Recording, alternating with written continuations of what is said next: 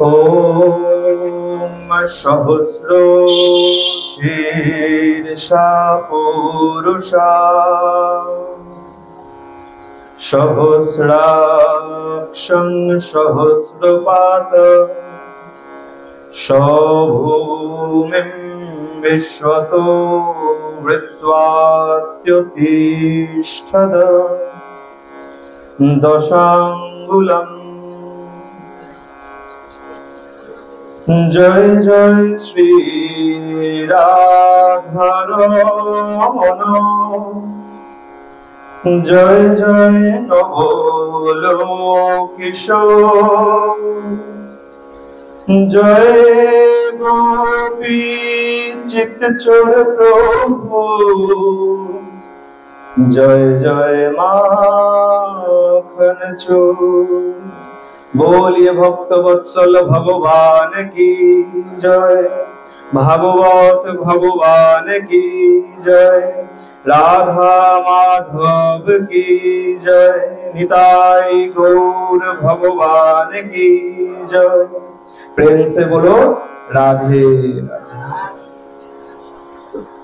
ईश्वर ईश्वर परमेश्वर सच्चिदानंद घन विग्रह, অনাদির আদি সর্ব কারণের কারণ, অনন্ত কোটি ব্রহ্মাণ্ডের অধিনায়ক, নন্দনন্দন ব্রজেন্দ্র নন্দন ভগবান শ্রীকৃষ্ণের অসীম অনুকম্পায়, অসীম কৃপায় আমরা এই বামনগাছি নিত্যানন্দ সরণী অত্র অঞ্চলবাসী ভক্তবৃন্দ সবাই হরিকথা, গুরুকথা, ভাগবত কথা তথা ভাগবতীয় কথা শুনবার মানুষে উপনীত হয়েছে। আর এই যে সপ্তাহ ব্যাপী ভাগবত কথা শুনবার যে প্রয়াস করা হয়েছে, আজকে তার প্রথম দিবস। যদিও গতকালও আমরা এখানে ভাগবত কথা শ্রবণ করিয়াছি, যেহেতু সূচি মারফত আজকে প্রথম দিবস, আজকে আমরা ভাগবতের একদম প্রথমে মাহাত্ম্যে প্রবেশ করি এবং ধীরে ধীরে আমরা এই সপ্তম দিবস ভাগবত কথা শ্রবণ করি। বলছে কলিযুগে জন্মগ্রহণ করলে মুক্তির দুটো সহজ উপায় বলা হয়েছে। এই কলিযুগে যদি জন্মগ্রহণ করেছো আর এই কলির হাত থেকে নিস্তার পেতে গেলে দুটো সহজ উপায় আছে। কি কি? এক হচ্ছে হরিনাম সংকীর্তন, আর দ্বিতীয় হচ্ছে এই ভাগবত শ্রবণ। হরিনামের মাহাত্ম্য আমরা সবাই জানি, যে হরিনাম যেভাবেই করো না কেন তাতেই মুক্তি হয়েছে। কেন বলে, দেখো এই কলিযুগে যাগ যজ্ঞ তপস্যা যেটাই করো না কেন সেটা শুদ্ধভাবে পবিত্রভাবে কখনোই সম্ভব না। কারণ কি বলে, মন্ত্র শুদ্ধি নাই, বস্তু শুদ্ধি নাই, আত্মশুদ্ধি নাই। তা যদি কোনো কিছুই শুদ্ধি না থাকে, সেই তপস্যা, সেই যাগ যজ্ঞ ধ্যান কখনো শুদ্ধ হতে পারে। তাই ভগবান চিন্তা করলেন এই কলিহত জীব, এদেরও তো উদ্ধার করতে হবে। তাই চিন্তা করে কি করলেন, এই আমাদের জন্য এই ভাগবত রূপে নিজেই সাক্ষাৎ প্রকট হলেন। কিভাবে বলে, পুরাকালে যখন ভগবান এই স্বধাম গমনের চিন্তা করেছেন, প্রভাস ক্ষেত্রে অবস্থান করছেন একাকী, এক বটবৃক্ষের নিচে নিজে নিজে একা একা বসে রয়েছেন। আর যখন বসে আছেন চিন্তা করছেন, আমার তো এই প্রাকৃত লীলা সমাপ্ত হয়েছে, এখন তো আমি স্বধাম ভ্রমণ করব। যখন চিন্তা করছেন সেই সময় উদ্ধব মহারাজ ছুটে গিয়ে ভগবানের চরণে পড়ে গেছে। কি বলছেন বলে, প্রভু এই যে তুমি স্বধাম গমন করবে, কিন্তু অদ্ভুত ব্যাপার কি দেখুন, ভগবান সাক্ষাৎ কিন্তু কাউকে বলেননি যে আমি স্বধাম গমন করছি, আমি লীলাকে সম্বরণ করছি। তিনি কিন্তু কাউকে বলেননি। তাহলে উদ্ধব মহারাজ জানলেন কি করে? বলে, দেখো অন্তরঙ্গ বন্ধু যদি হয় তাহলে সে তোমার মনের ভাব বুঝতে পারে। যে অন্তরঙ্গ বন্ধু হয়, দেখবেন আপনার মুখ দেখলেই বুঝতে পারবে আপনি সুখে আছেন না দুঃখে আছেন। উদ্ধব মহারাজ হচ্ছেন ভগবানের অন্তরঙ্গ বন্ধু।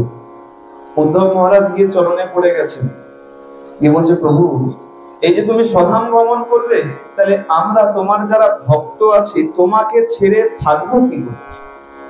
তদ বিয়োগে নতে ভক্তা কথম স্থাস্যন্তি ভূতলে নির্গুণ উপাসনে কষ্টম অতঃ কিঞ্চিৎ বিচার্যে।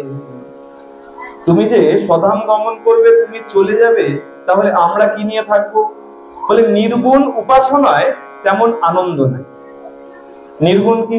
বলে সামনে কোনো মূর্তি নাই, সব সর্বত্রই তুমি ভগবান বিরাজ করছে এমন চিন্তা করে ভগবানের সেবা করছো, তাহলে তাকে বলা হয় নির্গুণ উপাসনা।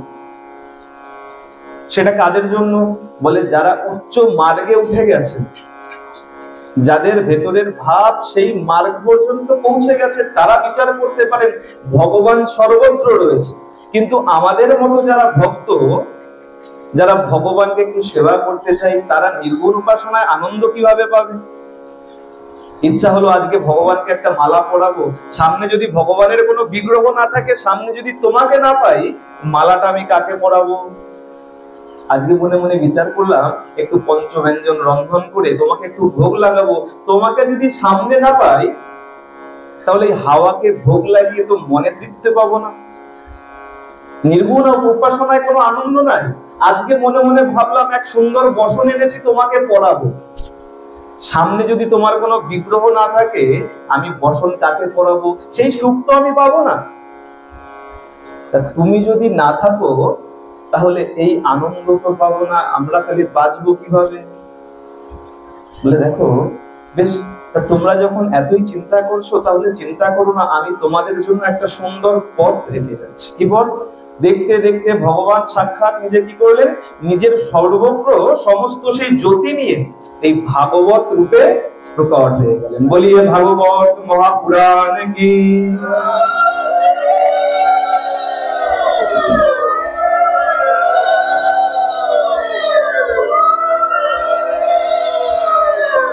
সেই থেকে এই যে ভাগবত, এই ভাগবত স্বয়ং ভগবানের বাংময়ী এক মূর্তি। ভাগবতকে কখনো কোনো পুস্তক বলে মনে করা উচিত নয়। আমরা মনে করতে পারি যে এখানে তো একটি গ্রন্থ রাখা আছে, এটি কেবলমাত্র গ্রন্থ। এটা কেবল গ্রন্থ নয়, সাক্ষাৎ ভগবানের বাংময়ী মূর্তি হচ্ছে ভাগবত।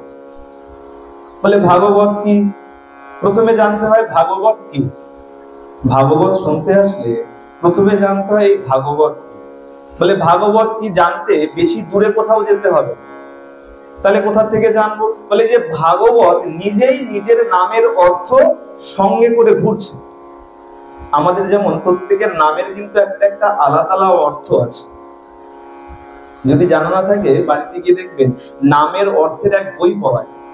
দেখবেন এখনকার দিনে দেখা যায় জন্মের আগে বাবা মা ওই নামের বই কিনে আনে, কোন নামের কি অর্থ খুব ভালো করে দেখে নামকরণ করে। ঠিক তেমন এই ভাগবতের মধ্যে ভাগবতের বিশেষত্ব কি সেটা লুকিয়ে আছে। ভাগবত কি? ভাগবত নিচেই বলছেন, কি বলছেন? ভাষ্যতে সর্ববেদেষু গৃহন্তে নারদাদিভি বদন্তি ত্রিষু লোকেষু তরন্তি ভবসাগরা। কি বললেন? ভাষ্যতে সর্ববেদেষু, যত বেদ আছে বেদের নির্যাস হলেন এই ভাগবত। বলে বেদ তো সবাই পড়তে পারে না। বলে উপনয়ন সংস্কার হয়নি এমন ব্যক্তি কখনো বেদ পড়তে পারে না। বলে সে ব্রাহ্মণ বাড়ির সন্তানও যদি হয়, তার যদি উপনয়ন সংস্কার না হয়, তাহলে সেও বেদ পড়ার অধিকারী নয়। তাহলে বেদ সবাই পড়তে পারে না, তাহলে কলিহত জীব কি করবে? বেদের মধ্যেই তো সব পথ রয়েছে, কলিহত জীব তো বেদ পড়তে পারবে না সবাই, তাহলে তাদের পথ কি? বলে তার জন্য ভাগবত ওই বেদের নির্যাস, বেদের সেই উত্তম বস্তুকে বের করে এনে এই ভাগবতের মধ্যে স্থাপন করা হয়েছে। ভাষ্যতে সর্ববেদেষু গীয়ন্তে নারদাদিভি, যার গুণগান নারদাদি ঋষিগণ পর্যন্ত যার গুণগান কীর্তন করেন। বদন্তি ত্রিষু লোকেষু, কেবল যে আমরা এখানে বসে শ্রবণ করছি তা নয়। তাহলে এই ভাগবত কোথায় কোথায়? ত্রিষু লোকেষু, তিন লোকে, স্বর্গ মর্ত পাতাল যেখানেই যাবে এই ভাগবতের কথা তুমি শুনতে পায়। আর ভা গ আর ব তো তিনটে কথা বললো, ত বলছে থাম, তোরা তোরা অনেক কঠিন কঠিন কথা বলেছিস। ত কি বলছে? বলে সহজ কথা আমি বলি শোন সবাই। কি? তরন্তি ভবসাগরা। বলছে এই ভাগবত রূপী নৌকায় যদি কেউ একবার চেপে বসে, তাহলে এই ভব সমুদ্র অনায়াসেই পার করে দেবে। প্রেম সে বলো রাধে রাধে।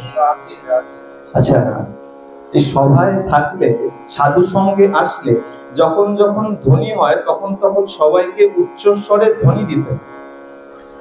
আর এখন তাহলে বলবে, বাবা তুমি তো বারবার রাধা রাধা বলছো, কৃষ্ণ তো বলছো না। আমরা তো সবাই জয় নিতাই বলি, জয় শ্রীকৃষ্ণ বলি, রাধা রাধা তো বলি না। বলে দেখো বাবা, এই রাধা রাধা আমি বলতে বলছি না। রাধা রাধা কে বলতে বলেছে? স্বয়ং কৃষ্ণ বলেছে, স্বয়ং ভগবান বলেছেন। কোথায় বলেছেন? না, একদিন ভগবান বসে আছেন, চিন্তা করছেন কোনো কিছু, কোনো লীলার বিষয়ে চিন্তন করছেন। দেখতে দেখতে রাধারানীর পোষা পাখি, নাম কি? রাধারানীর পোষা পাখির নাম কি? সুখ পাখি। সুখ পাখি উড়তে উড়তে গোবিন্দের কাছে বসেছে। আর গোবিন্দের কাছে বসে বসে কি বলছে? কৃষ্ণ কৃষ্ণ কৃষ্ণ। আর গোবিন্দের মনের মধ্যে এখন জ্বালা হচ্ছে। বলে কেন? বলে গোবিন্দ নিজের নাম শুনতে চায় না, নিজের নাম শুনতে চায় না। সুখ কেন কৃষ্ণ কৃষ্ণ বলছে? বলে সুখ তো ছিল রাধারানীর কাছে, রাধারানীর পোষা পাখি। তো দেখবেন আমরা এখন অনেকে বাড়িতে টিয়া পাখি পুষি, টিয়া পাখি পুষে অনেক কথা শেখাই। বলে কৃষ্ণ বল, হরি বল, হ্যাঁ নাম শেখাই, কত রকমের নাম বল। রাধারানীর কাছে যখন সুখ পাখি ছিলেন, রাধারানী কি করতেন? বলে রাধারানী যা বলে তাই কৃষ্ণ, যা শোনে তাও কৃষ্ণ, যা দেখে তাও কৃষ্ণ, যা চিন্তা করে তাও কৃষ্ণ। ওই কৃষ্ণ কৃষ্ণ কৃষ্ণ কৃষ্ণ শুনতে শুনতে, ভাবতে ভাবতে ওই সুখ পাখির মধ্যেও কৃষ্ণ কৃষ্ণ কৃষ্ণ কৃষ্ণময় হয়ে গেছে। যখন গোবিন্দের কাছে উড়ে গিয়ে বসছেন, গোবিন্দের কাছে গিয়ে এখন আর অন্য কিছু বলতে পারছেন, কৃষ্ণ কৃষ্ণ। গোবিন্দ বলছে থাম সুখ, কৃষ্ণেতি মা বলো, কৃষ্ণেতি মা বলো, কৃষ্ণ বলিস না। বলে ঠাকুর তাহলে কি বলবো? অন্য কিছু তো জানি না। বলে শোন, আমি তোকে বলছি, কি বলবি? রাধেতি বদ, রাধেতি বদ, রাধা বল সুখ, রাধা বল। আমার নাম আমাকে শোনালে আমি যত না খুশি হই, সেই ব্যক্তি একবার রাধা বললে আমি তার পিছনে ধাবিত হই। প্রেম সে বলো রাধে রাধে।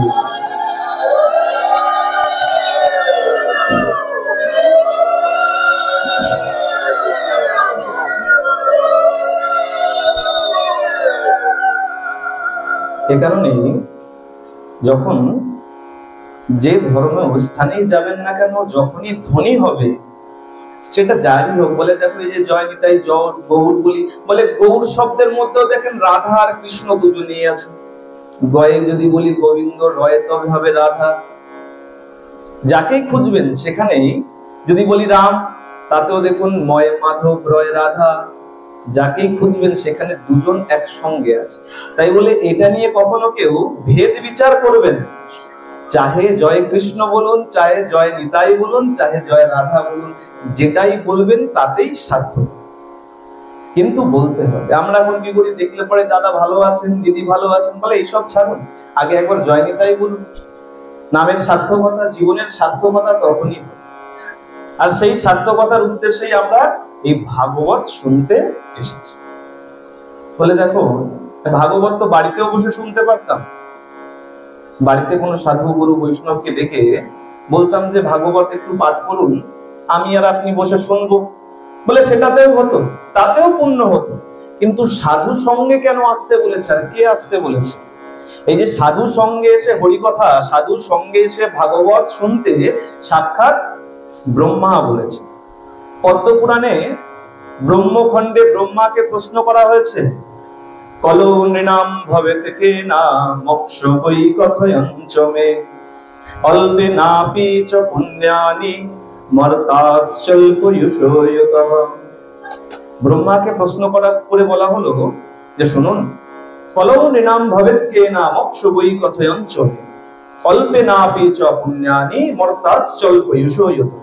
এই কলিযুগের মানুষের আয়ু কম, আমাদের আয়ু কত? গড় আয়ু হিসাব করলে 60 বছর। আর অন্য অন্য যুগে যদি যান, সত্য, ত্রেতা, দাপরে যদি যান, বলে 1000 বছর, লক্ষ বছর তাদের আয়ু ছিল। আর তারা কি করতেন?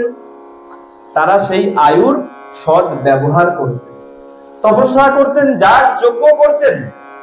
তাদের পুণ্য অনেক বেশি ছিল, তাদের ঝোলায় অনেক অনেক পুণ্য ছিল। আর আমাদের কলিযুগের মানুষ আয়ু তো বলছে 60 বছর। ভালো করে বিচার করবেন, এই 60 বছরের মধ্যে প্রথম 20 বছর 30 বছর ওই অধ্যবসায় করতে করতে কোথায় চাকরি করবে এই চিন্তা করতে করতে কেটে যায়। তারপরে যদি কোনো সাধুগুরুর কৃপায় ধর্ম করতে মতি জাগে, এইবার চিন্তা হয় কোন ভগবানের পূজা করব। আমাদের তো ভগবান অনেক, তাই তো? বলে শিব আছে, মা কালী আছে, গণেশ আছে, সূর্য আছে, আরো কত কত দেবতা আছে। এখন বিচার করেন কোন দেবতার পূজা করব। আচ্ছা, দেবতাও নয়, বেছে নিলাম অমুকের পূজা করব। এইবার তো প্রশ্ন আসে, গুরুকরণ করতে হবে। বলে গুরু ছাড়া তো কোনো উপায় নেই। আচ্ছা, অনেকে বলে গুরুর প্রয়োজন নাই। আচ্ছা, গুরুর যদি প্রয়োজন না থাকবে, এত স্কুল কলেজের কি দরকার? বাড়িতে বসে বসে বই পড়ে ডাক্তার হও না, দেখি হবে? সম্ভব আছে? তাহলে গুরুর প্রয়োজন আছে। গুরু ছাড়া তুমি কোনো পথে এগোতে পারবে না। এবার বিচার আসলো গুরু। আচ্ছা, গুরু এবার করলাম, গুরু করার পরে এবার মনের মধ্যে দ্বন্দ্ব থাকে। আর এই যে ভগবান আর গুরু বাঁচতে বাঁচতে দেখা যায় আরো 20-30 বছর পার হয়ে গেছে। দেখতে দেখতে একদম জীবনের অন্তিম লগ্নে দাঁড়িয়ে গেছে। তাহলে কি হলো? ধর্ম কর্ম কোনটাই করা হলো। এত ভেদ বিচার করার দরকার নাই। অনেকে বলে সনাতন ধর্মে এত দেবতা, এটা সনাতন ধর্মের একটা কমতি, একটা খামতি। এটা একটা ভুল পদক্ষেপ যে সনাতন ধর্মে এত দেবতা কেন? বলে এত দেবতা কেন? বলে দেখো, সনাতন ধর্মের এটা একটা বড় বৈশিষ্ট্য। অন্য ধর্মে যদি যাবেন দেখবেন দেবতা কজন? একজন। আচ্ছা, এরকম তো হতেই পারে যে আমার একে পছন্দ না, আমার গোবিন্দকে পছন্দ না, আমি কি করব? আমার উপায় আছে আমি রাধা রানীকে ভজন করব, আমার উপায় আছে আমি মহাদেবকে ভজন করব, আমার উপায় আছে আমি মাকে ভজন করব। এটা আমাদের খামতি না?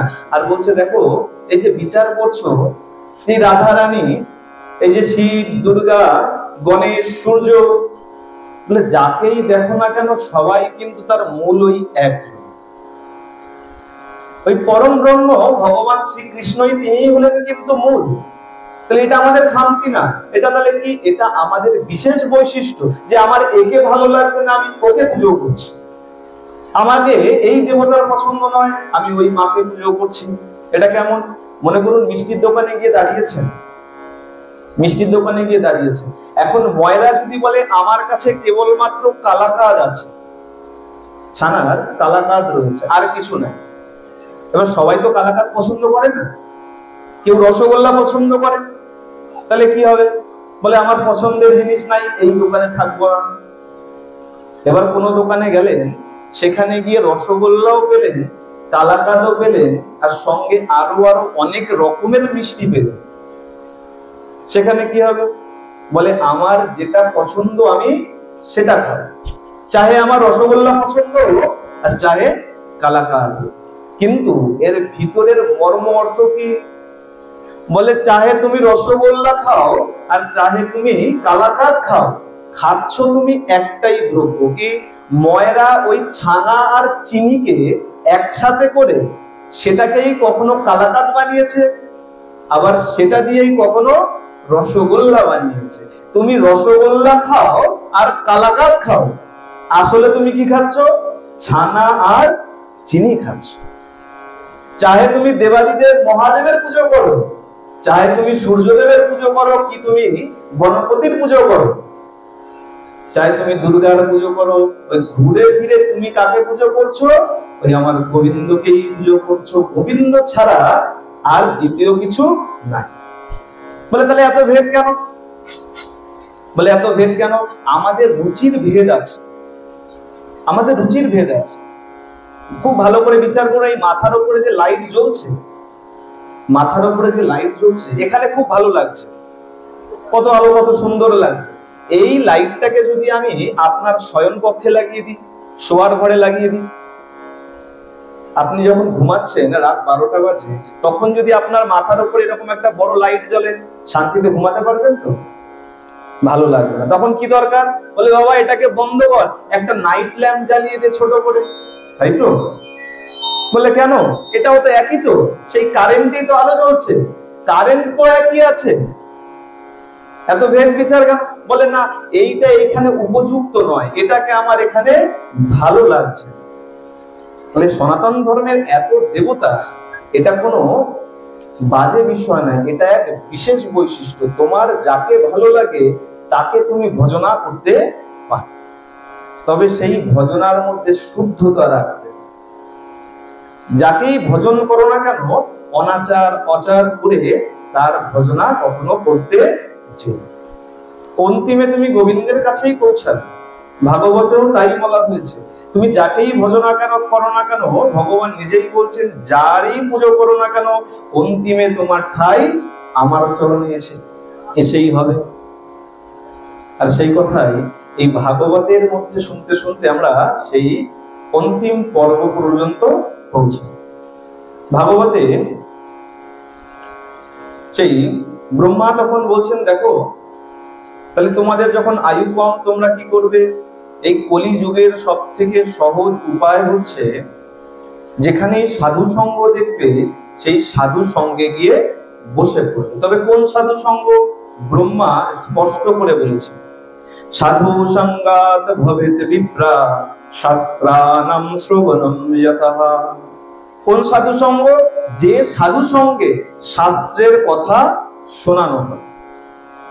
যে সাধু সঙ্গে গেলে পরে এর নামে নিন্দা ওর নামে নিন্দা, সেটা কোনো সাধু সঙ্গ নয়। যে সাধু সঙ্গে বসলে পরে কেবল শাস্ত্রের কথা শুনতে পারবে, শাস্ত্রের বিধান জানতে পারবে, সেই সাধু সঙ্গে বসে পড়বে। তাতে কি হবে? হরি ভক্তি ভবে তস্মাৎ। সেই সাধু সঙ্গে বসলে হরি ভক্তির জাগরণ হবে। আর হরি ভক্তি হলে কি হবে? তত জ্ঞানম তত গতি। যত হরিভক্তি হবে তত তোমার মধ্যে জ্ঞান জাগ্রত হবে, আর জ্ঞানের জাগরণ হলেই বৈরাগ্য আসবে, আর যখনই বৈরাগ্য আসবে তোমার মুক্তি হবে। যতক্ষণ না ভক্তির জাগরণ হবে জ্ঞানও আসবে না। যার প্রতি ভক্তি নাই, দেখবেন সেই বিষয়ে আমাদের জ্ঞানও থাকে না। ভক্তি বলতে প্রেম, ভালোবাসা। যে মানুষের রান্নার প্রতি খুব ভালোবাসা আছে, দেখবেন সে রান্না করতে ভালোবাসে। আর যার ভক্তি নাই, তাকে জিজ্ঞাসা করুন যে ভালোবাসে না রান্না করতে, সে রান্নার কিছু বলতেও পারবে না। তাহলে আগে দরকার ভক্তি, আগে দরকার প্রেম। ভক্তি প্রেম জাগরণ হলেই জ্ঞান আসবে, আর জ্ঞান আসলেই তোমার মধ্যে বৈরাগ্যের উদয় হবে, আর বৈরাগ্য আসলে তোমার মুক্তি সম্ভব। আর এই ভক্তি জ্ঞান কোথা থেকে আসবে? এই ভাগবত শুনলেই আসবে। ভক্তি জ্ঞান বিরাগানম তৎঘোষেন বলম মহৎ। এই ভাগবত হলো ত্রিবেণী, ভক্তি জ্ঞান আর বৈরাগ্যের সঙ্গম হলো এই ভাগবত। এই ভাগবতের শুরুতেই বলা হলো, কি বলা হচ্ছে? আসুন আমরা ভাগবতে এবার মাহাত্ম্যে প্রবেশ করি। ভাগবতে কি বলা হচ্ছে? সচ্চিদানন্দ রূপায় বিশ্বোৎপত্ত্যাদি হেতবে তাপত্রয় বিনাশায় শ্রীকৃষ্ণায় বয়ং নমঃ। ভাগবতের প্রথম শ্লোকে ভগবানের 3 রূপের বর্ণন করা হয়। কাকে কাকে? সদ, চিত্ত আর আনন্দ। ভগবানের এই 3 রূপের বর্ণন করা হয়। বলছেন যে তাপত্রয়, যে আমাদের 3 রকম তাপ, আদি দৈবিক, আদি ভৌতিক আর আধ্যাত্মিক, এই 3 রকম তাপ থেকে যিনি আমাদের উদ্ধার করেন, সেই ভগবান শ্রীকৃষ্ণকে আমি বারংবার প্রণাম করি। প্রথম শ্লোকে ভগবানের বর্ণন করা হল, দ্বিতীয় শ্লোকে আমাদের সুখদেব গোস্বামীর বর্ণন করা হয়েছে। ইয়ং প্রব্রজন্ত মনুপেতমপেত কৃত্যম দৈপায়ন বিরহকাতর আজুহাব পুত্রেতি তন্ময়োতয়োতরো বিনেদু স্তং সর্বভূতহৃদয় মুনিমানতস্মি। তাকে বলছে সেই সুখদেব গোস্বামীর বর্ণন করি, যে সুখদেব গোস্বামী জন্ম মাত্রই উপনয়ন সংস্কার হয়নি, সেই অবস্থাতেই যিনি কৃষ্ণ প্রেমে পাগল হয়ে ছুটতে শুরু করেছেন, সেই সুখদেব গোস্বামীর পদে আমি বন্দন করি। বলিয়ে সুখদেব মহারাজ কি।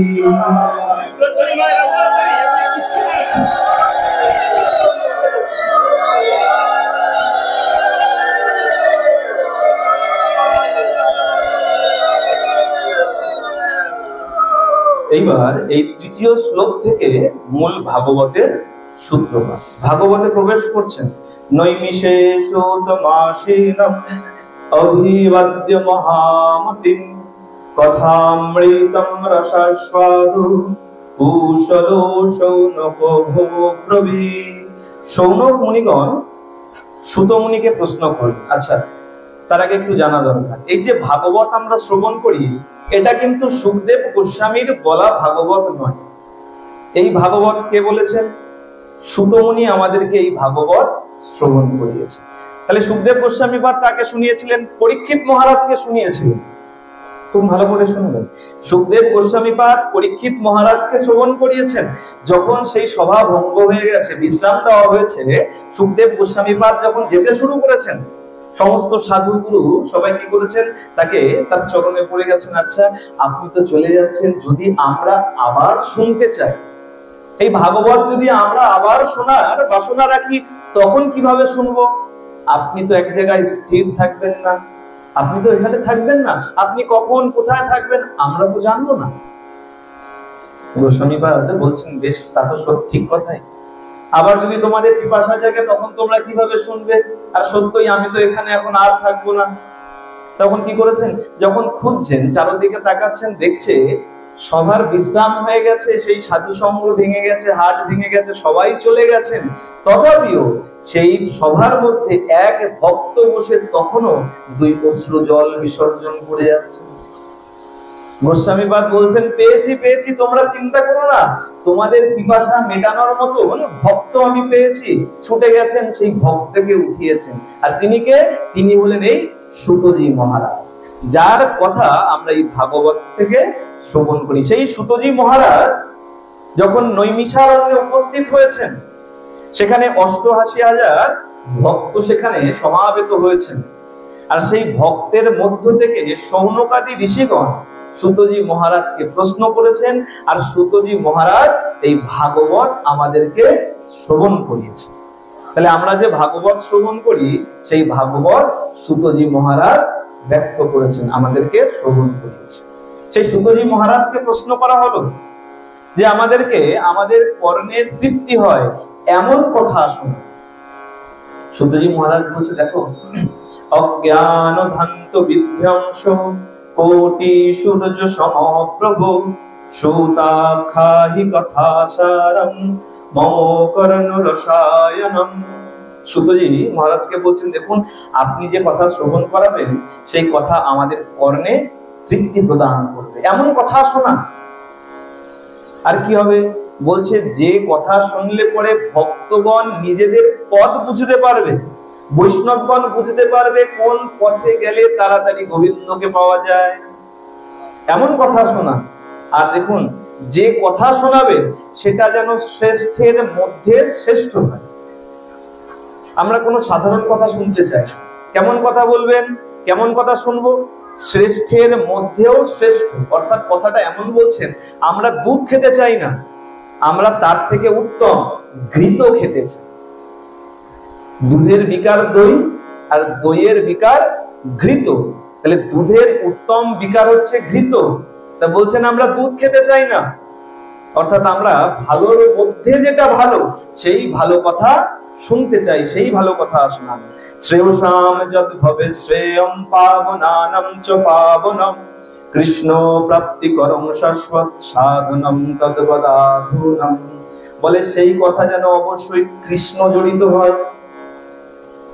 কৃষ্ণ যদি সেই কথায় না থাকে, আমরা সেই কথা শুনবো না। যত ভালো কথাই হোক না কেন, তাতে যদি কৃষ্ণের কথা না হয়, তাহলে আমরা সেই কথা শুনবো না। বলে, আচ্ছা বেশ, তোমরা চিন্তা করো না, তোমাদের তেমনই কথা শোনা।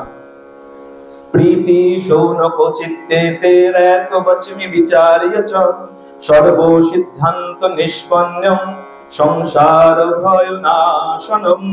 বলছেন আচ্ছা বেশ, তোমরা চিন্তা করো না, এই ভাগবতের তেমনই মাহাত্ম্য শোনাবো তোমাদেরকে, যে কথা শুনলে পরে তোমাদের মন তৃপ্ত হবে, তোমাদের কর্ম তৃপ্ত হবে, আর যে কথা শুনলে তোমরা সেই পথের মধ্য দিয়ে গোবিন্দের প্রাপ্তি করতে পারবে।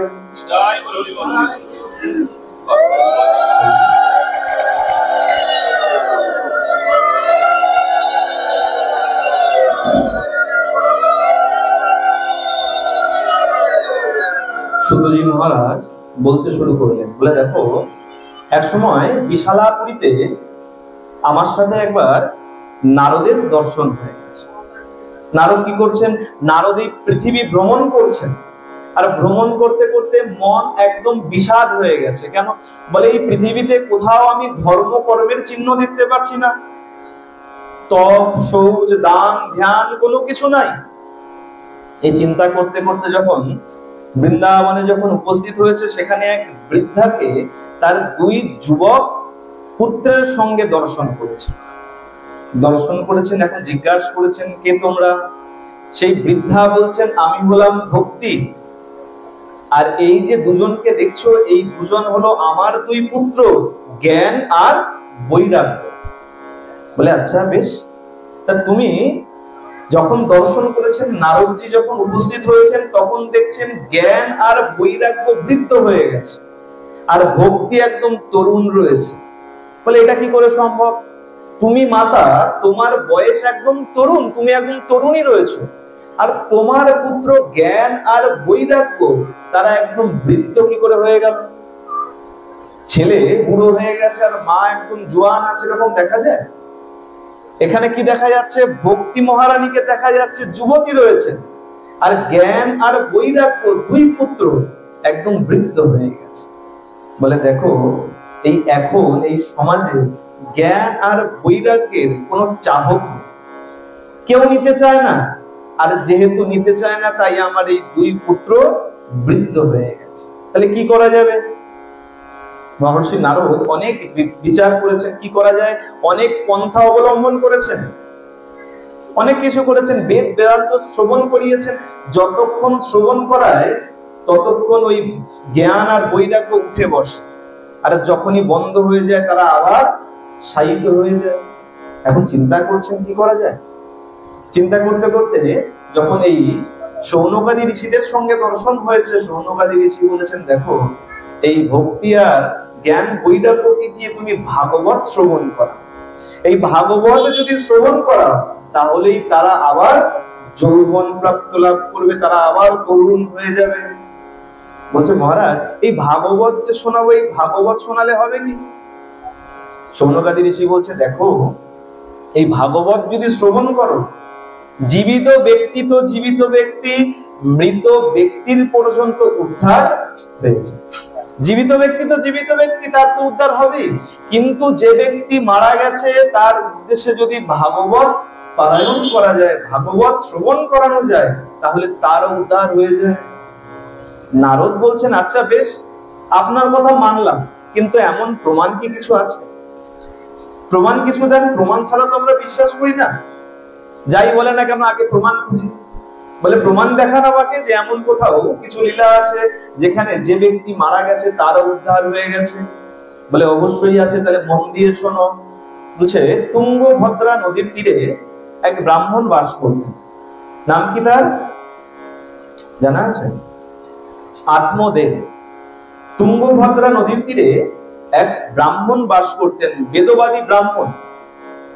বেদবাদী ব্রাহ্মণ, যে ব্রাহ্মণ বেদ মন্ত্র উচ্চারণ করে, ত্রিসন্ধ্যা সন্ধ্যা আহ্নিক বন্দনা করেন, তেমন ব্রাহ্মণ বাস করে, নাম তার আত্মদেব। আর সেই আত্মদেবের ঘরে এক পত্নী আছে, নাম তার ধুন্ধুলি। দুজনে খুব সুখেই সংসার করছেন। দীর্ঘদিন যাবৎ যখন সংসার করেছেন, বিবাহ হয়েছে, অনেক দিন হয়ে গেছে, কিন্তু তথাপি এখনো পর্যন্ত কোনো সন্তান লাভ করে। সেই ব্রাহ্মণের কোনো অর্থ সংকট নাই, ধন সম্পদ প্রচুর রয়েছে, মান সম্পদ, মান সম্মান, প্রভাব প্রতিপত্তি সবকিছু রয়েছে, কিন্তু থাকার মধ্যে যেটা থাকা জরুরি বাঞ্ছনীয় সেই জিনিসটি নাই, সংসারে কোনো পুত্র বা কোনো কন্যা নাই। আর বলে দেখো, সংসার জীবনে যদি কোনো সন্তান লাভ না করো, সেই সংসারের আনন্দ কিন্তু লাভ হয় না। মনে করুন, যে সংসারে স্বামী স্ত্রী কেবল আছে, না কোনো সুপুত্র আছে, না কোনো কন্যা আছে, সেই সংসারে কি আনন্দ?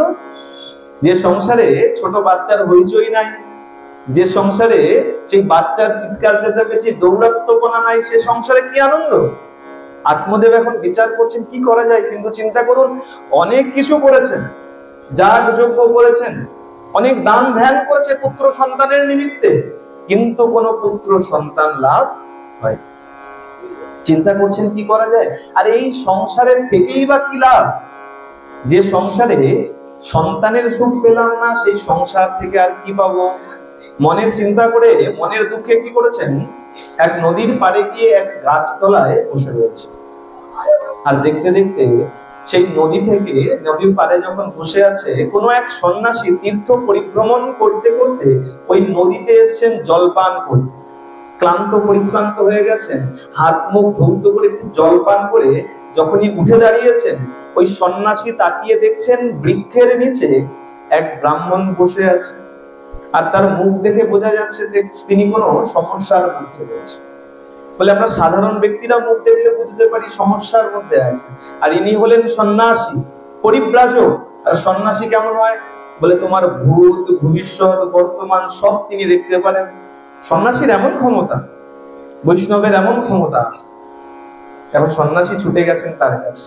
কোমল স্বভাবের হয়তো সাধু বৈষ্ণব কেমন হয়, তাদের মনটা বাচ্চার মতন হয়, কারোর দুঃখ দেখলে নিজে স্থির থাকতে পারে। ছুটে গেছেন সেই ব্রাহ্মণের কাছে, আরে বাছা এখানে এভাবে বসে আছিস কেন? মহারাজ কি বলবো, আমার জীবনে একটাই দুঃখ আছে বলে চরণে লুটিয়ে পড়েছে, সাষ্টাঙ্গ দণ্ডবত করেছে, দণ্ডবত প্রণাম করেছে। বলে দেখো, সাধু গুরু বৈষ্ণবকে দেখলে আগে প্রণামটা সেরে নে।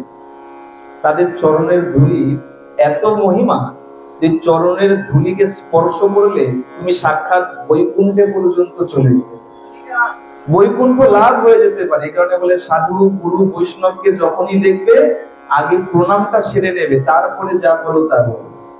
আর কি করলেন? দণ্ডবত প্রণাম করলেন। তবে মনে রাখতে হবে, দণ্ডবত প্রণাম কেবলমাত্র বাবাদের জন্য, মায়েদের জন্য নয়। আর শুধুমাত্র বাবা বলতে কোন বাবাদের জন্য? দণ্ডবত প্রণাম তখনই করা উচিত যখন ঊর্ধ্বাঙ্গে কোনো বস্ত্র থাকে না। যদি ঊর্ধ্বাঙ্গে বস্ত্র রেখে কেউ দণ্ডবত প্রণাম করে, তাহলে সে শ্বেত কুষ্ঠ রোগে জর্জরিত হয়। আমার কথা নয়, শাস্ত্রের কথা। সুতরাং ঊর্ধ্ব বসন পরিধান করে, গায়ে কোনো বসন রেখে কখনো দণ্ডবত প্রণাম করতে নেই। যখন দেখবেন গায়ে ঊর্ধ্ব বসন আছে, তখন দণ্ডবত প্রণাম করিবেন। তখন পঞ্চাঙ্গ প্রণাম করুন অথবা হাত জোড় করে প্রণাম করুন, কিন্তু কখনো ঊর্ধ্ব বসন রেখে কখনো দণ্ডবত প্রণাম করিতে নেই। তখন সেই ব্রাহ্মণ কি করলেন? দণ্ডবত প্রণাম করেছেন। দণ্ডবত প্রণাম করে বলছেন, মহারাজ আমার সংসারে সবকিছু আছে, ধন দৌলত মান সম্মান, কোনো কিছুর কমতি নাই, কিন্তু আমার কোনো পুত্র সন্তান নাই, পুত্র সন্তান নাই। এখন সেই বৈষ্ণব, সেই সন্ন্যাসী কি করেছে? ওই ব্রাহ্মণের কপালের দিকে তাকিয়ে দেখছে, এর এ জীবন কেন, এর আগামী 7 জীবন পর্যন্ত কোনো পুত্র সন্তানের যোগ নাই। এখন বৈরাগ্যের উপদেশ দিচ্ছে, বলছে দেখ বাবা, এই যে তোর পুত্র সন্তান নেই, পুত্র সন্তান চাইছিস, তুই তো ভালোই আছিস, পুত্র সন্তান নেই, মোহের কোনো ব্যাপার নেই। যে সময় পুত্র সন্তানের জন্য ব্যয় করতিস, সেই সময় তুই ভগবানের ভজনা কর, ভগবানের সেবা পূজা কর, কি লাভ আছে পুত্র সন্তান নিয়ে? আর দেখ, এই পুত্র সন্তান হলেই যে তুই সুখী হবি এমনও কিন্তু নিশ্চয়তা নাই। পুত্র সন্তান হলেই যে পিতামাতা সুখী হয় এমন নিশ্চয়তা আছে না। কোন পুত্র দেখবে, কোন পুত্র দেখবে না, না আপনি বলতে পারেন, না আমি বলতে পারি। কত পুত্রকে সব করে বিলাত ফেরত পড়াশোনা করিয়ে এনেছে, বলে ছেলে খুব ভালো আছে। বাবা মা কোথায়? বলে বাবা মা বৃদ্ধাশ্রমে। তাই তো? বলে পুত্র সন্তান থাকলেই যে জীবনে তুমি সুখ পাবে তার কিন্তু নিশ্চয়তা নাই। তাহলে কি করতে হবে? বলে নিজের কর্ম ঠিক করো। তোমার কর্ম যদি ঠিক থাকে তাহলে তুমি সুখ পাবে। এখন বৈরাগ্যের উপদেশ দিয়েছেন, কিন্তু দেখুন মনে যখন আমাদের জেদ চেপে যায়, যতক্ষণ না সেটা পাই ততক্ষণ আমাদের মনে শান্তি হয় না। এখন সাধুর চরণে পড়ে গেছেন, মহারাজ আমি কিছু জানি না, আপনি যদি আমাকে কোনো কৃপা না করেন, কোনো পুত্র সন্তান না দান করেন, আমি আপনার সামনে আত্মহত্যা করব, আমি আপনার সামনেই মারা যাব। সন্ন্যাসী পড়ে গেছেন বিপাকে, চিন্তা করছেন আমার সামনে যদি মারা যায়, আমার সামনে যদি আত্মহত্যা করে, এর পাপ তো আমার লাগবে, কি করা যায়? এখন 7 পাঁচ চিন্তা করছেন, বিচার করেছেন, করে কি করেছেন, সন্ন্যাসীদের দেখুন একটি ঝোলা থাকে, দেখেন না, যার মধ্যে ফল ফলাদি সামান্য কিছু নিজের দ্রব্য রাখা থাকে, সেই ঝোলা থেকে একটি ফল বের করেছেন, ফল বের করে সেই ফলটিকে মন্ত্রপুত করেছেন, মন্ত্রপুত করে সেই ফলটি আত্মদেবকে দিয়ে দিয়েছে, যা এই ফলটা নিয়ে যা, এই ফলটা নিয়ে গিয়ে তোর পত্নীকে খাইয়ে দে।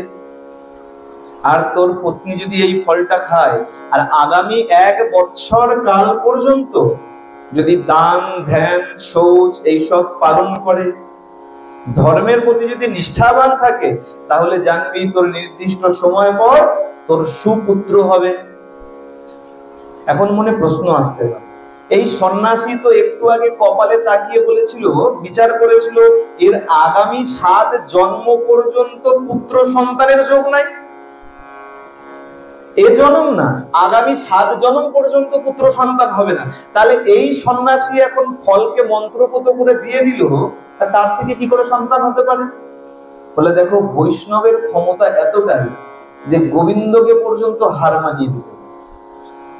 একদিন নারদ ঘুরতে ঘুরতে এক গ্রামের মধ্য দিয়ে যাচ্ছে, যেতে যেতে এক ব্রাহ্মণকে দেখছে ঘরের বাইরে চুপচাপ বসে আছে মাথা নিচু করে। নারদ জিজ্ঞাসা করছে, হ্যাঁ গো এমন ভাবে চুপ করে বসে কেন? বলে আপনি এসেছেন? প্রণাম করে বলছে, দেখুন আমার বড় দুঃখ, আমি আপনার কাছে কিছু চাইবো না, তবে একটা কথা জিজ্ঞাসা করি, একটু ভগবানের থেকে প্রভুর থেকে একটু জিজ্ঞাসা করে আসবেন যে আমার কোনো পুত্র সন্তানের যোগ আছে কিনা। বলছে আচ্ছা বেশ, আমি প্রভুর থেকে জেনে এসে তোমাকে জানিয়ে যাব। নারদ আবার ঘুরতে ঘুরতে চলে গেছেন, প্রভুর কাছে গিয়ে বলছেন, প্রভু এই ব্যক্তির কি কোনো পুত্র সন্তানের যোগ আছে? ভগবান বলছেন যে না না, এর কোনো পুত্র সন্তানের যোগ নাই। এখন নারদ কি করেছেন, বলছে আচ্ছা বেশ, এই দুঃখের খবর যত দেরি করে দেব ততই ভালো। দুঃখের খবর শুনলেই মানুষ আরো বেশি দুঃখী হয়ে যায়। রোগী যদি জানতে পারে আমার এই রোগ আছে, রোগী দেখবেন আরো বেশি রুগ্ন হয়ে যায়। যত দেরি করে জানা যায় ততই ভালো। নারদ এখন আর আসেনি, বেশ কিছুদিন পরে যখন এসছে, দেখছে ওই ব্যক্তির বাড়িতে উঠোনে 4 রকম বয়সের 4 বাচ্চা খেলাধুলা করছে।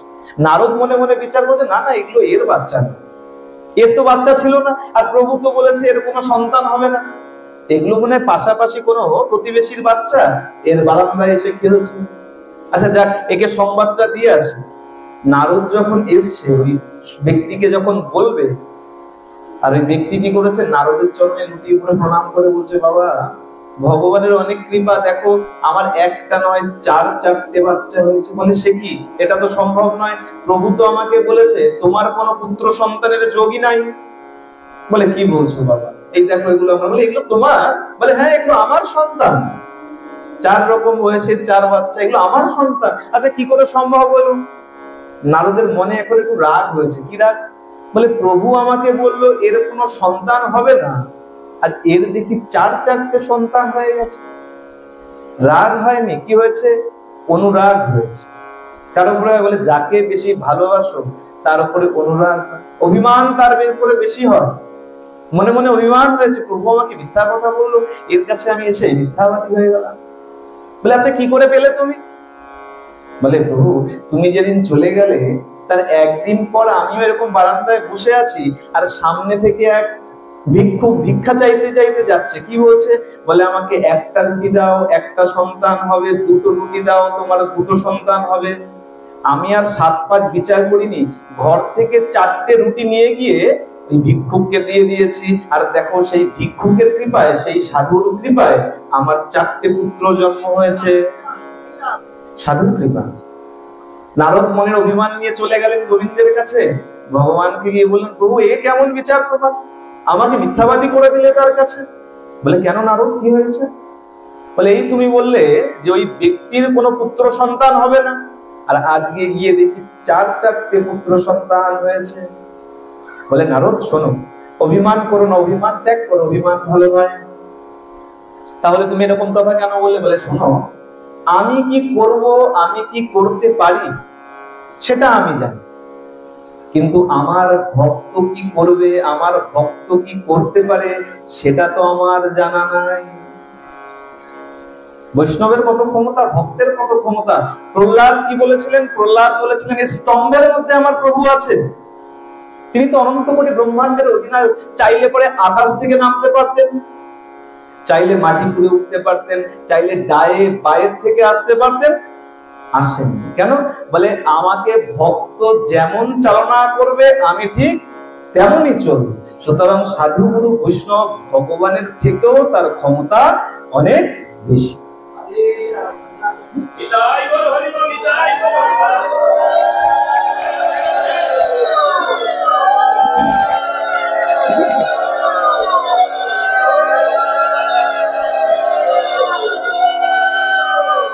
আর এই সাধুর ক্ষমতা বেশি বলেই আজকে সেই সাধু কি করেছেন? আত্মদেবকে সেই মন্ত্রপুত ফল দান করেছে। আত্মদেব জানে সাধুর কৃপা কখনো বিফলে যাবে না, যে করেই হোক এ ফলপ্রসূ হবেই। সেই ফল নিয়ে সেই সন্ন্যাসীকে প্রণাম করে ছুটতে শুরু করেছেন। গিন্নিকে ডাকছে, গিন্নি তাড়াতাড়ি এসো, তাড়াতাড়ি এসো। গিন্নি ছুটতে ছুটতে বাইরে বেরিয়ে এসেছেন। ধুন্ধুলি, কি হলো? এত হন্তদন্ত হয়ে ছুটতে ছুটতে আসছেন। বলে, তাড়াতাড়ি এসো, এই দেখো মন্ত্রপুত ফল এনেছে। সন্ন্যাসীর মন্ত্রপুত ফল, এই ফল তাড়াতাড়ি নাও, গ্রহণ করো। আর সন্ন্যাসী ঠাকুর বলেছে, তুমি যদি 1 বৎসর কাল পর্যন্ত দয়া দান ধ্যান করো, ধর্মের প্রতি একনিষ্ঠ থাকো, তাহলে নির্দিষ্ট সময় পর আমাদের সুপুত্রের জন্ম হয়। কেমন পুত্র? এমনি পুত্র বলেনি, সুপুত্র হয়। আচ্ছা বেশ, এখন ধুন্ধুলি কি বিচার করছে চিন্তা করুন। ধুন্ধুলি কেমন পত্নী?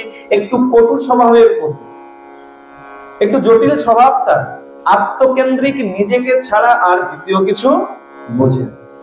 এখন গৃহের মধ্যে ঢুকে গেছেন, ফল নিয়ে ঘরে চলে গেছেন, গিয়ে বিচার করছেন, আচ্ছা এই ফল যদি আমি খাই, স্বামীর কথা মতো বৈষ্ণবের দেওয়া ফল, সন্ন্যাসীর দেওয়া ফল, এই ফল খেলে আমার গর্ভ আসবে। গর্ভ আসলে কি হবে? পেট বড় হয়ে যাবে।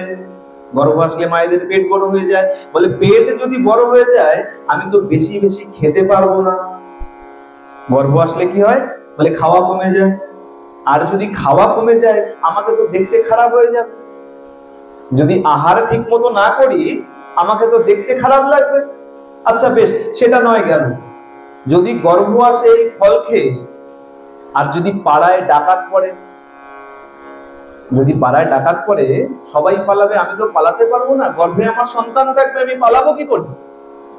শুধু এই নয়, ভাগবতে এতটুকু পর্যন্ত বর্ণন করছে, ধুন্ধুলি বিচার করছে, পাড়ায় ডাকাতও যদি না পড়ে, যদি ঘরে আগুন লেগে যায়, যদি ঘরে আগুন লেগে যায় আমি গর্ভের সন্তান নিয়ে পালাবো কিভাবে?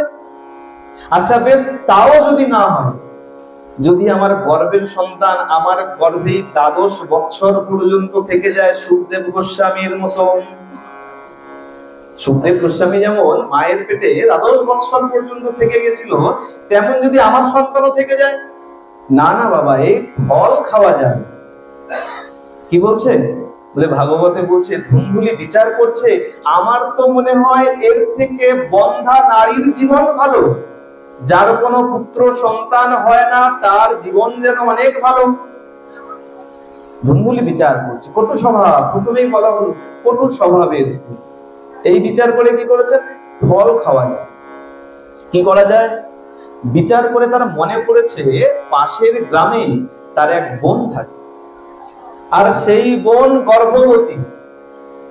ডাক পাঠিয়েছেন যে তাড়াতাড়ি এসে সাক্ষাৎ কর। বোন এসছে বাড়িতে। বলে, দেখ এমন এমন ঘটনা ঘটেছে, কি করা যায়? আর তোদের দেখ, তুই তো গর্ভবতী, তোদের তো নিজেরই সংসার চলে না। তোর স্বামী যা আয় উপার্জন করে তোর নিজেরই সংসার চলে না, আবার তাতে যদি একটা বাচ্চা আসে তোরা চলবি কিভাবে?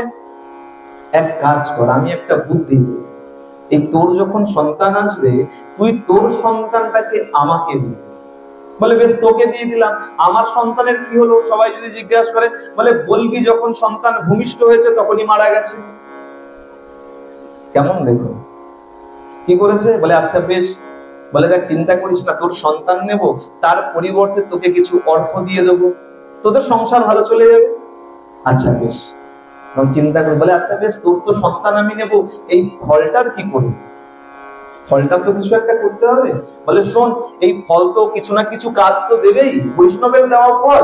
এক কাজ কর, তোর বাড়িতে যে গাভী আছে, যে গরুটা আছে, তারও তো কোনো সন্তান হয় না, এক কাজ কর এই ফলটা খাইয়ে দে, তাহলে কি হবে? বাছুরের জন্ম দেবে, দুগ্ধ হবে, সেই দুগ্ধ বেচে তোদের আরো অর্থ উপার্জন হবে। আচ্ছা বেশ। ধুন্দুলি কি করেছে? এখন পেটের মধ্যে কাপড় টাপড় বেঁধে কিছুদিন অভিনয় করেছে গর্ভবতী বলে, আর ওই ফলটাকে বাড়ির গরুকে খাইয়ে দিয়েছে। দেখতে দেখতে নির্দিষ্ট সময় পর তার বোন এক সন্তানের জন্ম দিয়েছে। রাতের অন্ধকারে সেই সন্তানকে এনে ধুন্দুলিকে দিয়ে দিয়েছে। প্রভাত হতেই ধুন্দুলি এখন ডাকছেন, শুনুন শুনুন, তাড়াতাড়ি আসুন, দেখুন আমাদের পুত্র সন্তানের জন্ম হয়েছে। আত্মদেব তো জানতেন যে আমার এই বৈষ্ণবের কৃপায় কোনো না কোনো সন্তানের জন্ম হবেই হবে, বৈষ্ণবের কৃপা কখনো বিফল যাবে না। আত্মদেবের এখন তো মনে আনন্দ আর ধরছে না, এত দিন পরে আজকে আমার সংসারের আলো করে এক সন্তানের জন্ম হয়েছে। আত্মদেব কি করেছে? দান ধ্যান করতে শুরু করেছেন, নামকরণ চূড়াকরণ যা যা করার সন্তানের করতে শুরু করেছেন, এত আনন্দ হয়ে গেছে। এখন ধুন্দুলি বলছে, শুনো একটা সমস্যা হয়েছে, সন্তানের জন্ম দিয়েছি কিন্তু কোনো কারণে আমার স্তনদুগ্ধ আসে নাই। ছোট শিশুকে এখন মানুষ করব কিভাবে? মায়ের যদি সন্তান না হয়, স্তনদুগ্ধ আসে না, তাহলে আমি ছোট শিশুকে বাঁচাবো কিভাবে?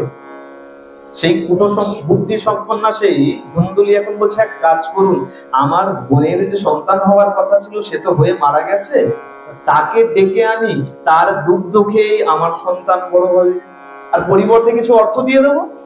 বলে আচ্ছা বেশ। বোনকে ডেকে এনেছেন, আর বোনের স্তনদুগ্ধ খাইয়ে সেই সন্তান বড় হচ্ছে। দেখতে দেখতে 3 মাস গেছে, আর 3 মাস পর সেই যে বাড়ির গরুটাকে যে ফল খাইয়ে দিয়েছিল, দেখতে দেখতে সেই গাভী মাতাও আজকে এক পুত্র সন্তানের জন্ম দিয়েছে। আর কেমন পুত্র সন্তান? বলে দেখো, কোনো বাছুর হয়নি, এক দিব্য পুত্রের জন্ম দিয়েছে, দেখতে পুরো মানুষের মতন, কিন্তু কান দুটো গরুর মতন।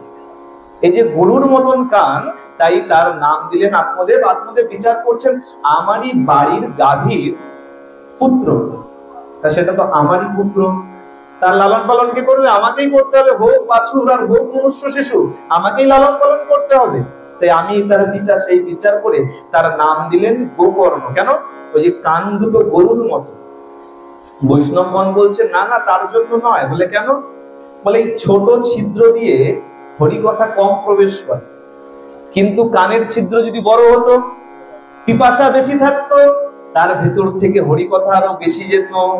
এই যে বড় গান, হরিকথা পিপাসু, তাই তার নাম দেওয়া হয়েছে গোকর্ণ। বলিয়ে গোকর্ণ মহারাজ কি।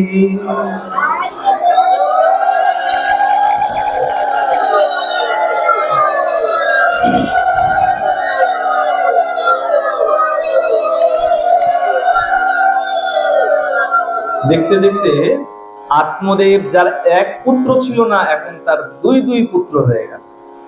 নির্দিষ্ট সময় যখন হয়েছে, 2 পুত্রকেই এখন তিনি গুরু গৃহে পাঠিয়েছেন। গুরু গৃহে গেছে, 2 পুত্রই গেছে, কিন্তু নিজের যে পুত্র ধুন্দুলি, নিজের যে পুত্রের যে ছলনা করে যাকে নিজের পুত্র বলেছেন, তার নামকরণ করে নাম দেওয়া হয়েছে ধুন্ধুকারী। এখন এই ধুন্ধুকারীও গুরু গৃহে গেছে, কিন্তু পড়াশোনা কিছু করে না, বেদ অধ্যয়ন করে না। কি করে? চুরি করে, ডাকাতি করে, রাহাজানি করে, যত রকম বাজে কাজ আছে সব কাজ শিখে দিয়েছে। এখান থেকে একটা শিক্ষার বিষয় আছে, কি বলে? স্বামীর সাথে কখনো ছলনা করো না, এই জীবনে কখনো তুমি সুখী হতে পারবে না। ধুন্দুলি স্বামীর সাথে ছলনা করেছিল, স্বামী যে প্রসাদ এনে দিয়েছিল তাকে লুকিয়ে রেখেছে, রেখে নিজের বোনের সাথে যুক্তি পরামর্শ করে কি করেছে, তার বোনের সন্তান নিয়েছে। আর সেই সন্তান আজকে কি হয়েছে, চুরি ডাকাতি রাহাজানি করে, কোনো ধর্মকর্ম করে না। আর ওই যে গাভী মায়ের পেট থেকে হয়েছিল যে গোকর্ণ, সে আজকে ধর্ম কর্ম সব শিক্ষা অধ্যয়ন করেছে, বেদ অধ্যয়ন করেছে, উপনিষদ অধ্যয়ন করেছে, পরম জ্ঞানী হয়েছে, পণ্ডিত হয়েছে।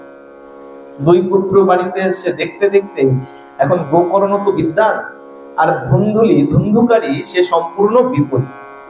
চুরি ডাকাতি করে নিত্য, তার জন্য বাবার কাছে নালিশ আসে যে আপনার বড় ছেলে এমন এমন কার্য করেছে, এগুলো সহ্য করা যায় না। নিত্য বাবার কাছে নালিশ আসে, পিতার সহ্য করতে পারে।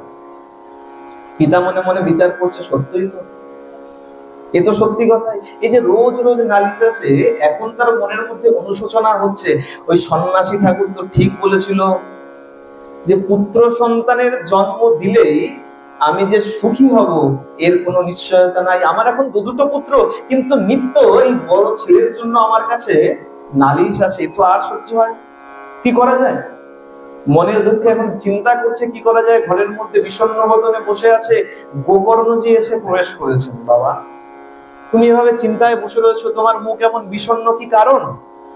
বলে, বাবা কি বলবো, দেখ এই তোর দাদার নামে প্রত্যহ নালিশ আসে, এখানে সুখ নেই।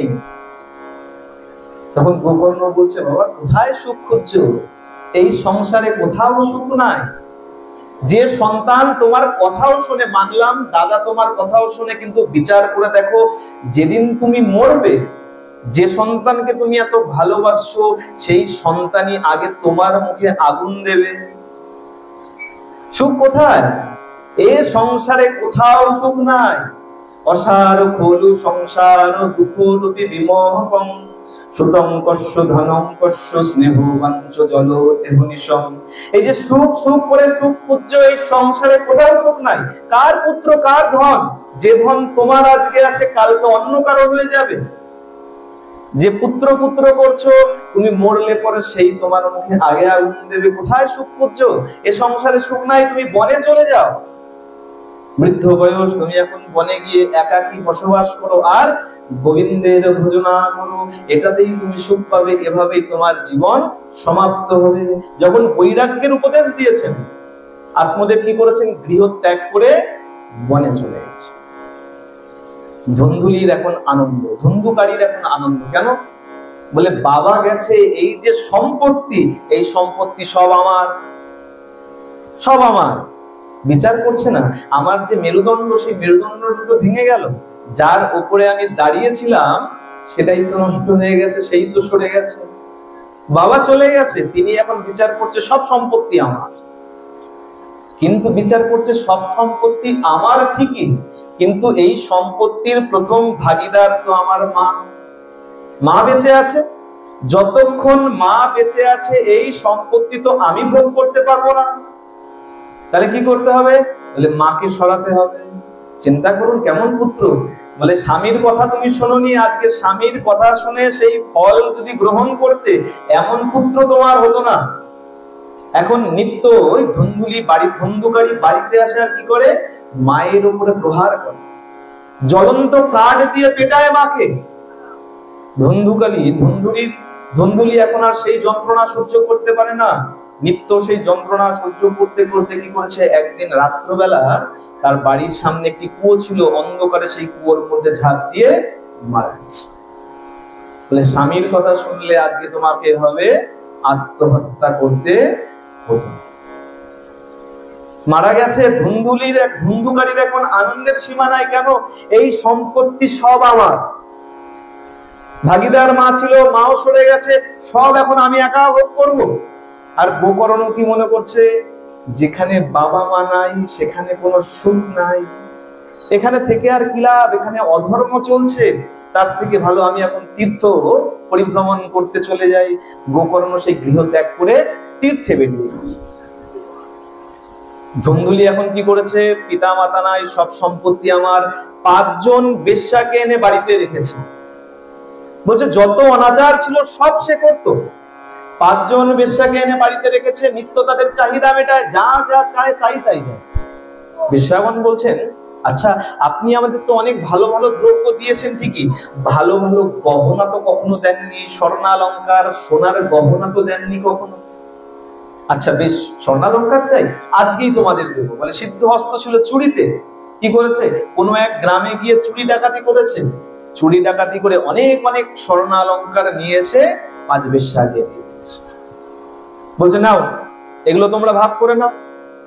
বেশ্যাগণ সন্ধ্যাবেলায় বসেছে ভাগ বাটোয়ারা করতে, ভাগ করছে আর একে অপরকে বলছে, শোন, এর কাছে তো কিছু ছিল না, সব তো আমাদের পেছনেই খরচা করে দিয়েছিল, এখন বললাম আর এত স্বর্ণালঙ্কার এত সোনার গহনা কোথা থেকে আনলো? নিশ্চয়ই চুরি করেছে। আর শোন, এত যখন চুরি করেছে রাজার কাছে নিশ্চয়ই খবর যাবে। আমরা বাড়িতে যখন চুরি হয় কি করি, থানায় খবর দেই, থানায় গিয়ে রিপোর্ট করি, ঠিক তেমন আগে কি হতো, রাজার কাছে খবর যেত।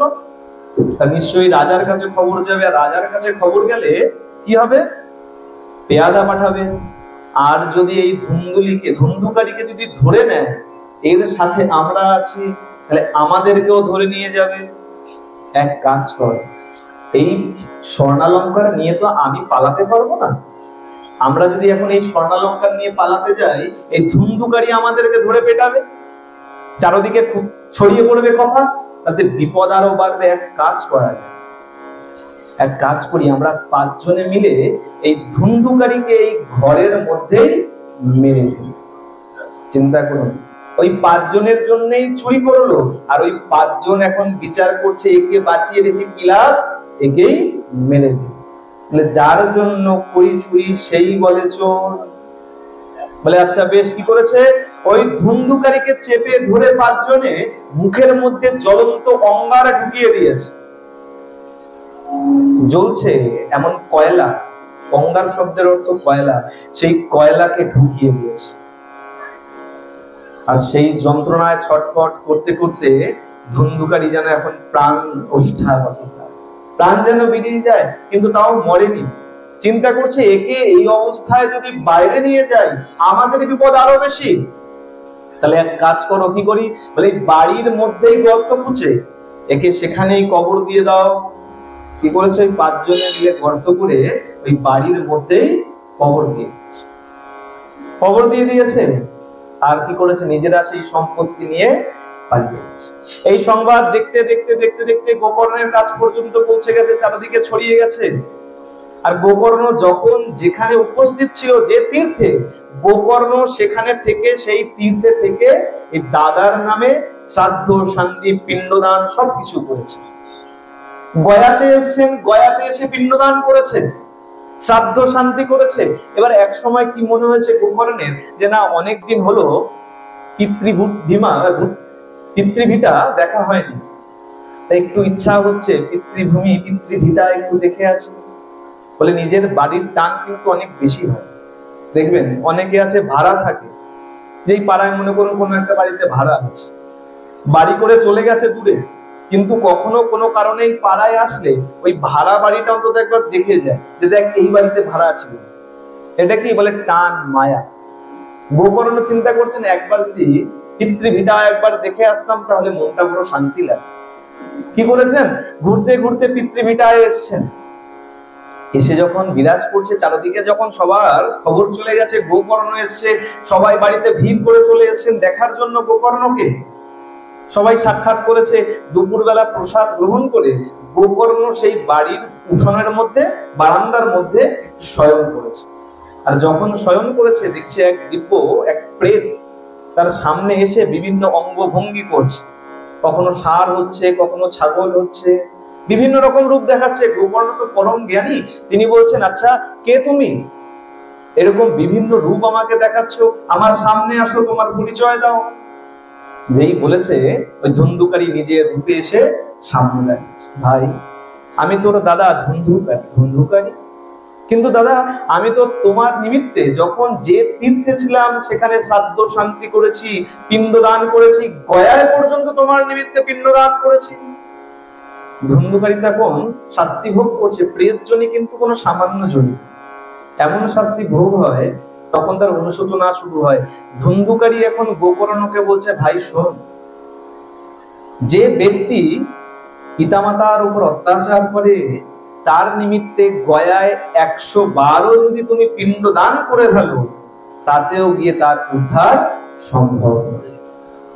ভাই আমি আর এই যন্ত্রণা সহ্য করতে পারছি না, এই প্রেত জনি থেকে আমাকে উদ্ধার কর, কিছু একটা ব্যবস্থা কর।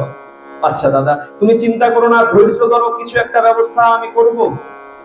ধুন্ধুকারী অনেক যখন এমন মধ্যে সমস্যার মধ্যে পড়ে রয়েছে, দেখেছে গোকর্ণ কি করেছেন, পণ্ডিত বিদ্বান ব্রাহ্মণ সবার কাছে উপদেশ চেয়েছেন কি করা যায়।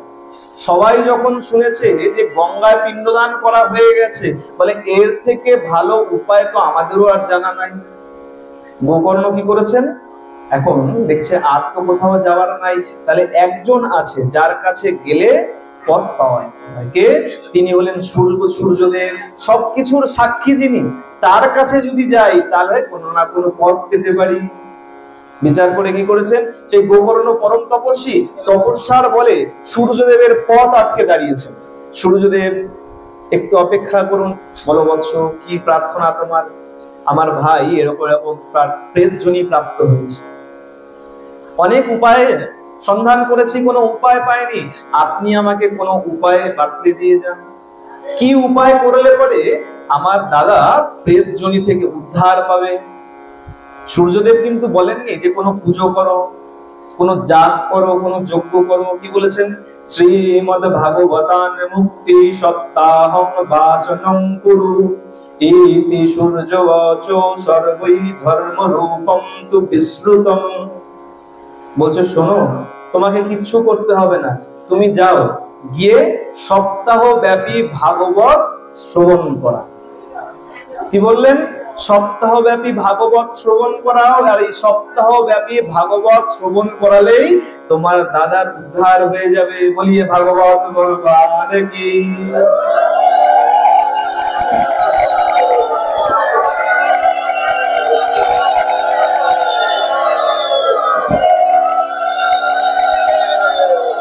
যখনই সূর্যদেব উপদেশ করলেন যে ভাগবত শোনাও, সেখানে যত যত ভক্তরা দাঁড়িয়েছিল সবাই কি করেছে, গোকর্ণের পিছ পিছ চলে গেছে। গোকর্ণ যেখানে গিয়ে সেই ভাগবতের আসর বসিয়েছেন, সেখানে সব ভক্তরা বসে গেছে, ভাগবত শুনবে। যে সূর্যদেব উপদেশ করেছেন, নিশ্চয়ই এর অনেক মাহাত্ম্য আছে। যখন সবাই বসে গেছে, সেখানে এসে ধুন্ধুকারী উপস্থিত হয়েছে, সামনেই বসেছে। কিন্তু বসলে কি হবে, ভাগবত যখন শ্রবণ করছে, যখনই দমকা হাওয়া দিচ্ছে, ওই দমকা হাওয়ায় সেই ধুন্ধুকারী উড়ে চলে যাচ্ছে। প্রেতজনিত সূক্ষ্ম দেহ, হালকা আত্মা যেমন কি হয় হালকা, হাওয়াতে উড়ে উড়ে চলে যাচ্ছে। কি করে বসবে? চিন্তা করে যখন পায়নি, দেখছে সেই সভাতে একটি 7 গাঁটের বাঁশ পড়ে রয়েছে, আর বাঁশের নিচে একটা ছোট্ট ছিদ্র রয়েছে। ওই ধুন্ধুকারী কি করেছে, ছিদ্র দিয়ে বাঁশের মধ্যে প্রবেশ করে বসেছে। যখনই একদিন দুদিন যখনই কথার বিশ্রাম হচ্ছে, আর দেখতে দেখতে ওই একটা একটা করে বাঁশের গাঁট ফাটতে শুরু করেছে, খুব জোরে শব্দ করে সেই বাঁশের গাঁট ফাটতে শুরু করেছে। দেখতে দেখতে তৃতীয় চতুর্থ পঞ্চম ষষ্ঠম সপ্তম দিবস যখনই সমাপ্ত হয়েছে, বিশ্রাম দেওয়া হয়েছে কথা, অমনি সপ্তম গাঁট ফেটে গিয়ে সেখানে ধুন্ধুকারী দিব্য দেহ ধারণ করে সেখানে দণ্ডায়মান হয়েছে। দণ্ডায়মান হয়েছে, আর দেখতে দেখতে যখনই সে দিব্য দেহ ধারণ করেছে, দিব্য লোক থেকে তার জন্য বিমান নেমে এসছে, সাক্ষাৎ বৈকুণ্ঠ থেকে বিমান চলে এসছে। তার জন্য?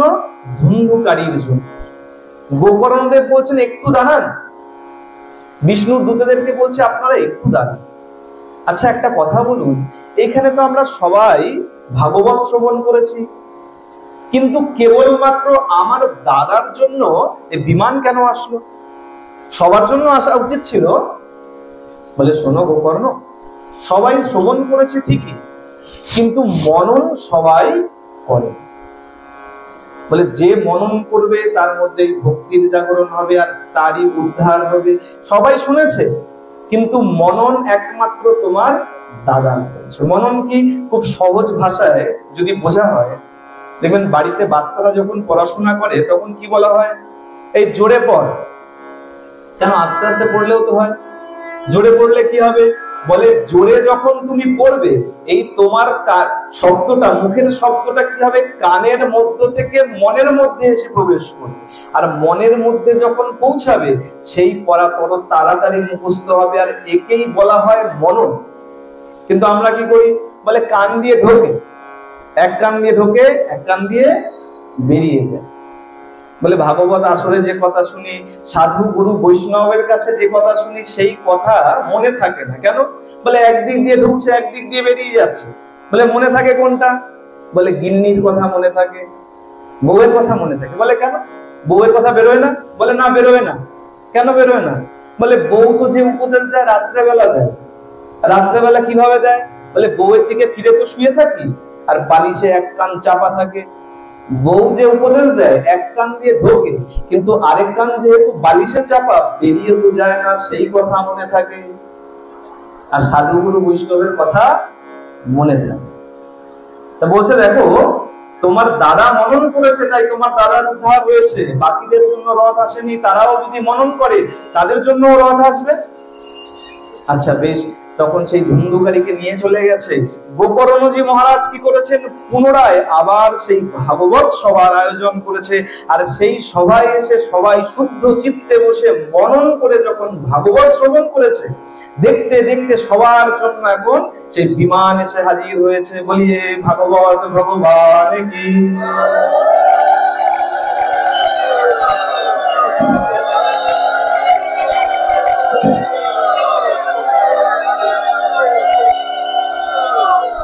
তাই সেই মাহাত্ম্যের শেষে বলা হলো, পরম পবিত্র ভাগবতামৃত বারেক শ্রবণে হয় সর্ব পাপ ভস্মীভূত। বারবার শুনতে বলেনি, বলেছে একবারও যদি কেউ মনন সহযোগে, ভক্তি সহযোগে ভাগবত শুনে নেয়, তাহলে তার সব পাপ ভস্মীভূত। বলে দেখো, এ কারণে এই দুটো পথ আমাদের কাছে সব থেকে সহজ। এক, ভাগবত শ্রবণ করে নাও, আর যদি ভাগবত শ্রবণের তেমন সময় না পাও, হরিনাম জপ করে নাও। বলে নামের মতন সহজ পথ কিন্তু নাই। বলে মন্ত্র অনেক কঠিন, মন্ত্র বললে দেবতারা আকৃষ্ট বেশি হয়, দেবতারা আকৃষ্ট বেশি হয়। আর যদি মন্ত্র যদি না বলতে পারো, ভুল মন্ত্র কখনো বলো না। কেউ অপরাধ নেবেন না, আমি কাউকে ছোট করার জন্য বলছি না। এই যে আমরা দুর্গাপূজার অঞ্জলি দিতে যাই অষ্টমীর দিন, আচ্ছা এখানে কজন আছেন বলুন তো যারা সঠিক মন্ত্রে অঞ্জলি দেন? ঠাকুর মশাই কোনো ভুল মন্ত্র বলেন? ব্রাহ্মণ ঠাকুর তিনি তো বই দেখে দেখে বলছেন, তিনি কিছু ভুল বলছেন না। আচ্ছা কজন আছি সঠিকভাবে শুনে সঠিকভাবে উচ্চারণ করছি? বলে মন্ত্র যদি ভুল হয়ে যায় তাহলে তার ফল বিপরীত হয়ে যায়। এক ব্যক্তি, তার বউয়ের খুব শরীর খারাপ, বউয়ের খুব শরীর খারাপ, কি করবে, অনেক ওষুধপত্র খাইয়েছে, কোনো উপায় হয়নি। এখন বউয়ের শরীর খারাপ দিনে দিনে বেড়ে যাচ্ছে, আগেকার কথা তো। এখন কি করেছে সেই ব্যক্তি, পাশের পাড়ায় এক পণ্ডিত থাকে, তিনি কি করে, তিনি বিভিন্ন মন্ত্রের মাধ্যমে সুস্থ করে দেয়। ছুটতে ছুটতে গেছে অনেক দূরে, এখনকার মতো নয় যে গাড়ির যোগে চলে গেলাম আর গিয়ে আবার চলে আসলাম। পাশের পাড়ায় থাকে সেই পণ্ডিত, সেই পণ্ডিতের কাছে গেছে, বলছে মহারাজ আমার বউয়ের খুব শরীর খারাপ, বউকে বাঁচাতে পারছি না, কি করা যায়, কিছু উপায় বের করে দিন।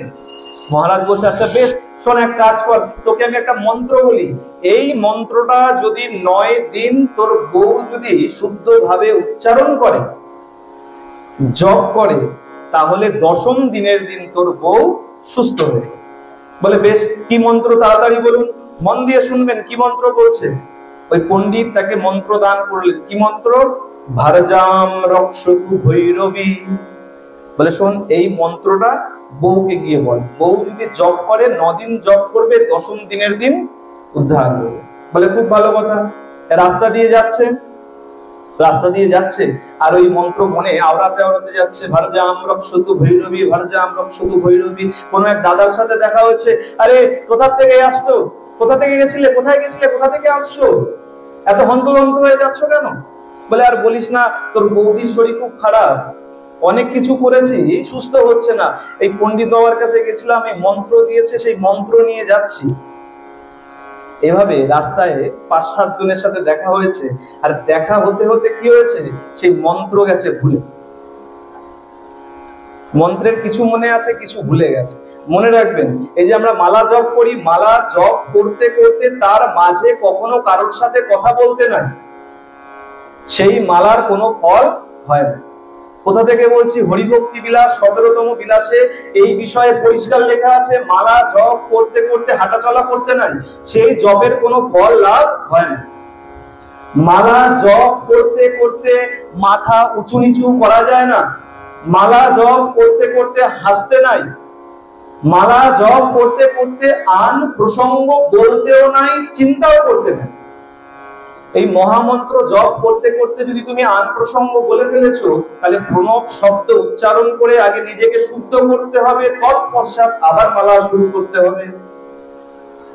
মালা খালি জপ করলেই হয়, মালার বিচার আছে। রাস্তা থেকে আমরা যাই, মালা জপ করছি, ওই মালা হরে কৃষ্ণ জয়নিতাই ভালো আছেন, ওই মালা ওখানেই নষ্ট হয়ে গেল, ওই জপের কোনো ফল তুমি পেলে না। বিচার কোথায়? দেখুন, এই ব্যক্তিও যখন যাচ্ছে, যেতে যেতে মন্ত্র ভুলে গেছে। কেন? ওই যে 5-7 জনের সাথে যখন সাক্ষাৎ হয়েছে, ওই কথাবার্তা বলতে বলতে মন্ত্রের কিছু মনে আছে, কিছু ভুলে গেছে। বাড়িতে যখন গেছে, এখন মাথা চুলকাচ্ছে, কিন্তু মন্ত্র তো নিয়ে এসেছিলাম, মন্ত্র ভুলে গেছি। বলে, সে কি, আমার জন্য মন্ত্র আনতে গেলে মন্ত্রই যদি ভুলে গেলে আমি বাঁচবো কিভাবে? এখন মাথায় অনেক জোর খাটিয়েছে। বলে, দেখো মনে পড়েছে, প্রথমে একটু মনে পড়েছে, ভারজা মনে পড়েছে, আচ্ছা দাঁড়াও আরেকটু চিন্তা করি। যখন আবার একটু জোর খাটিয়েছে, আচ্ছা মনে পড়েছে, ভালো করে শোনো, আমি তো ভুলে গেছিলাম, ভালো করে শোনো, পরে আর জিজ্ঞাসা করো না, আর বলতে পারবো না। কি? ভারজাম ভক্ষতু ভৈরবী, এই মন্ত্র জপ করো, 9 দিন জপ করলে তুমি 10ম দিনের দিন কিন্তু উদ্ধার পেয়ে যাবে, তোমার শরীর ঠিক হয়ে যাবে। পণ্ডিত বলে দিয়েছে। আমি কিন্তু একটা মন্ত্র বলিনি, আমি 2টো মন্ত্র বলেছি, শুনেছেন? আমি কিন্তু একটা মন্ত্র বলিনি, শুনলে মনে হলো একটা মন্ত্র বললাম। আচ্ছা, তাহলে 2টো মন্ত্র কিভাবে? এখন সেই গিন্নি 9 দিন ভর ওই মন্ত্র জপ করেছে, ভারজাম ভক্ষতু ভৈরবী। ভারজাম, আর এটা কোনো সাধারণ মন্ত্র নয়। কেউ যদি দুর্গা কবচ স্তোত্রম করেন, এই দুর্গা কবচ স্তোত্রমের একটি মন্ত্র আছে, এই মন্ত্র 9 দিন ভর সে এই মন্ত্র জপ করেছে। 9 দিন ভর যখন জপ করেছে, 10ম দিন যেই এসছে, তার গিন্নি এখন গোবিন্দায় নমঃ মারা গেছে। এখন সেই ব্যক্তি তো রেগে গেছে, বলে মরার দুঃখ তো পরে, আমি গেছিলাম পণ্ডিতের কাছে বিধান নিতে, সে বলল এই মন্ত্র জপ করলে আমার গিন্নি সুস্থ হয়ে যাবে। আমার গিন্নি এই মন্ত্র জপ করলো, আর সে কিনা 10ম দিনে মারা গেল। ছুটতে ছুটতে গেছে, মহারাজ মহারাজ কি মন্ত্র দিলেন আপনি? এমন মন্ত্র দিলেন আমার বউ সুস্থ হবে, কোথায় মারা গেল। বলে, হতেই পারে না। কোন মন্ত্র যদি আপনি সঠিকভাবে উচ্চারণ করে নেন, তাহলে সেই মন্ত্রের ফল কখনো বিফল হতেই পারে না। সঠিকভাবে উচ্চারণ করতে হবে। তাই কি করলেন? যখন গেছে, বলে, আচ্ছা বেশ, তুই কি মন্ত্র বলেছিলিস? বলে, কেন? আমি বলেছিলাম ভারজাম ভক্ষতু ভৈরবী। বলে, এই তো, আমি তো এই মন্ত্র বলিনি। কিছু বোঝা যাচ্ছে মন্ত্রে? বোঝা যাচ্ছে।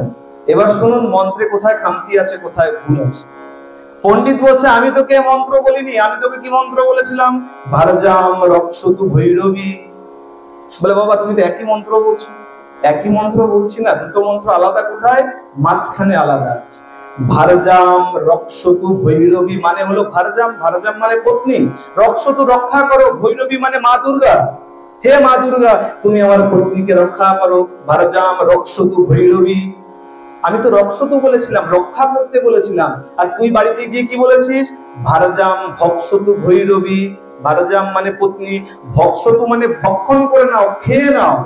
এই রক্ষতু আর ভক্ষতু শুনতে অনেকটা একই লাগছে, কিন্তু অর্থ সম্পূর্ণ আলাদা। তোর বউ তো জপ করেছে ভারজাম ভক্ষতু ভৈরবী, হে মা ভৈরবী তুমি আমার পত্নীকে ভক্ষণ করে নাও। এই 10ম দিনে তো মা দুর্গা তোর পত্নীকে ভক্ষণ করে নিয়েছে, এটা আমার কি দোষ? মন্ত্র বলতে হবে খুব সাবধান। আর যদি মন্ত্র না জানি তাহলে কি করতে হবে? এই কারণে আমাদের সহজ পথ দিয়ে গেছে, বলে এত কিছু বাদ বিচার করো না, হরিনাম মহামন্ত্র জপ করে খাইতে শুইতে নাম যথা তথা লয়, দেশ কাল বিচার নাই সর্বসিদ্ধি হয়। যেখানে ইচ্ছা বসে করে তুমি নাম জপ করো, আর এই নাম জপ করলেই তার মধ্যে দিয়ে তুমি উদ্ধার লাভ করে। এ কারণে এই দুটো পথকে সবসময় মেনে চলতে হয়। ভাগবত মন দিয়ে শ্রবণ করে নাও। এই আসরে যখন বসবে একদম একাগ্র চিত্তে শ্রবণ করবে। যদি মন এদিক ওদিক চলে যায় তাহলে পুণ্যের বদলে তোমার পাপ হয়ে যায়। নারোয়াসত কথা মধ্যে অন্যতা বদতি পাতকি সজাতি নরাকাম ইয়াবদা চন্দ্র তারকম। বৃহন্নারদীয় পুরাণে বেদব্যাস যিনি ভাগবত রচনা করেছেন সেই বেদব্যাস স্বয়ং বলছেন বৃহন্নারদীয় পুরাণে, বলে শোনো, এই সৎ কথার মধ্যে, এই হরি কথার মধ্যে যে অসৎ কথা বলে, অসৎ কথা চিন্তা করে, সে নরক যন্ত্রণা ভোগ করে। কতদিন পর্যন্ত? যতদিন পর্যন্ত আকাশে চন্দ্র সূর্য থাকবে ততদিন পর্যন্ত তোমাকে নরক যন্ত্রণা ভোগ করতে হবে। এই ভাগবতে এসে কখনো আন কথা চিন্তা করিবে। কিন্তু বলে দেখো আমরা তো এত ভাগবত শ্রবণ করে নিচ্ছি, কত ভাগবত শ্রবণ করলাম, কারো বয়স মনে করুন 50, কারো বয়স 60 বছর, এত দিন ভাগবত শ্রবণ করছি। যে যার মতন বিচার করে বলুন তো যে কতটুকু পুণ্য আমরা সঞ্চয় করেছি। পুণ্যের ঝুলি কিন্তু ততোধিক ভরে না। বলে কেন? বলে ভাগবত শুনি, বলে কেবল শুনলেই হবে না, তাকে মানতে হবে। কিন্তু আমরা কি করি? কেবল শুনি, যতটা না শুনি তার অর্ধেকের কম আমরা মানি। আর তার মধ্যে আবার বিচার আছে। তো কি বিচার আছে? বলে এক শাশুড়ি মা রোজ ভাগবতে যায়, বৌমাকে নিয়ে যায়, আর বৌমা মনে মনে বিচার করে, আচ্ছা এই শাশুড়ি মা ভাগবতে যায় মনে হয় কাজের ভয়, বাড়িতে কাজ করতে হবে, তাই ভাগবত শোনার নাম করে চলে যায়, আমাকে কাজ করতে হয়। আচ্ছা বেশ, এখন কি করা যায়? আমিও ভাগবতে যাব, বাড়িতে থাকবো না, তাহলে বাড়ির কাজ করতে হবে না। কি করেছে? পাড়ার এক কুচুটে পিসিমা ছিল, তাকে ডেকে পাঠিয়েছে। বলে পিসিমা শোনো, এই আমার শাশুড়ি মা রোজ রোজ ভাগবতে চলে যায়, আমাকে নেয় না, তা কি করা যায়? বলে শোন, এক কাজ কর, আজকে যখন তোর শাশুড়ি মা আসবে আমাকে ডাকিস, আমি দেখছি কি করা যায়। এখন শাশুড়ি মা বাড়িতে এসছে, ওই বৌমা কি করেছে? পিসিমাকে ডেকেছে। পিসিমার সাথে সবাই মুখ লাগায় না, কেন? বলে পিসিমা একটুখানি কুছুটে আছে, কি বলতে কি বলে দেবে, তার থেকে ভালো মুখ না লাগানোই ভালো। পিসিমাকে ডেকেছে, একটু পান টান খাইয়ে এখন পিসিমা বলছে কি, হ্যাঁ গো দিদি, এই রোজ রোজ তুমি ভাগবতে যাও, তোমার বৌমাকে পাঠাও না কেন? তোমার বৌমা যদি ভাগবতে যায়, সে যদি পুণ্য করে, সেই পুণ্য তো তোমার ছেলেও পাবে। তুমি তো আজকে আছো, কাল নাই, তোমার আর পুণ্যে কি দরকার? এখন শাশুড়ি মা বিচার করছে, থাক এই পিসিমার সাথে বেশি মুখ লাগানোর দরকার নেই। আচ্ছা বেশ, আমি একে কালকে থেকে ভাগবতে পাঠাবো। বলে বেশ। ভাগবতে গেছে। পরের দিন বৌমা, পাঠক মহারাজ গাভী মাতার প্রসঙ্গে অনেক কথা বলেছেন। গাভী মাতা আমাদের কত উপকার করে, গাভী মাতার সেবা করা দরকার, পূজা করা দরকার, অনেক অনেক কথা শুনে বাড়িতে এসছে। পরের দিন শাশুড়ি মার যাওয়ার পালা। শাশুড়ি মা যখন গেছে, শাশুড়ি মা যে আজকে বাড়ি ছিল, ভাগবত শুনতে যায়নি, বাড়িতে থেকে মনে মনে ভাবছে, বাড়িতে যখন আছি কি করি, এক কাজ করি, একটু বড়ি দিয়ে রাখি। বাড়িতে বসে বড়ি দিয়েছে। আর পরের দিন শাশুড়ি মার পালা, শাশুড়ি মা পাঠে গেছে, তার আগে বৌমাকে বলে গেছে, শোন এই কাজ টাজ করে এই বড়িটাকে একটু রোদে দিয়ে শুকিয়ে রাখিস। আচ্ছা মা, চিন্তা করবেন। চলে গেছে শাশুড়ি মা ভাগবত শুনতে। বৌমা কাজ টাজ ছেড়ে, এখন রোদ উঠেছে, ভালো রোদ, কি করেছে? বড়িটাকে দড়িতে টাঙিয়ে দিয়েছে, শুকাবে, খুলে খুলে পড়বে। যখন দেখছে, খানিকক্ষণ পরে দেখছে বাড়ির যে গাভীমা, বাড়ির যে গরু, সেই গরুটা ওই বড়িগুলো মনে হচ্ছে খাওয়ার জন্য এগিয়ে আসছে, কিন্তু খুঁটোটা এত ছোট করে বাঁধা, ওই বড়ি পর্যন্ত আসতে পারছে না। এখন সে বিচার করছে, আচ্ছা পাঠক মহারাজ তো কালকে বলেছিল এই গাভী ভগবতীর সমান, তার সেবা পূজা করতে হয়, এই গাভী মা মনে হচ্ছে আমার এই বড়িগুলো খেতে চাইছে, আর যদি খেতে চায় তাকে ভোজন করালেও অনেক পুণ্য হবে। হ্যাঁ রে ভগবতী, তুই কি বড়িগুলো খাবি? আচ্ছা দাঁড়া দাঁড়া, বলে কি করেছে? খুঁটোটা তুলে দিয়েছে। আর যেই খুঁটো তুলে দিয়েছে, ওই গরু কি করেছে? সে সব বড়ি খেয়ে নিয়েছে। সন্ধ্যাবেলায় যথারীতি শাশুড়ি মা বাড়িতে এসছে। হ্যাঁ রে বউ, সব কাজ করেছিস? হ্যাঁ মা, সব কাজ করেছি। আচ্ছা বড়িগুলো কোথায় রেখেছিস? মা বড়িগুলো তো ভগবতী খেয়ে নিয়েছে। ভগবতী খেয়ে নিয়েছে? ভগবতী কোথা থেকে আসবে? বলে কেন? ওই যে আমার বাড়ির ভগবতী, আমাদের বাড়ির ভগবতী।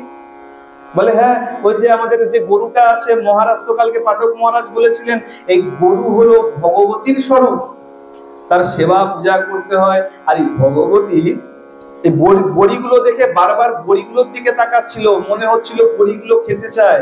আর পাঠক মহারাজ বলেছে গাভী মাকে ভোজন দিলেও অনেক পুণ্য হয়, তাই আমি ফুটো তুলে দিয়েছি, এই বড়িগুলো সব খেয়ে নিয়েছে। শাশুড়ি মা বলছে ওরে পোড়ামুখী, এইবার বিচার কর, তোকে কেন ভাগবতে যেতে দেইনি। বলে কেন মা, কি করলাম?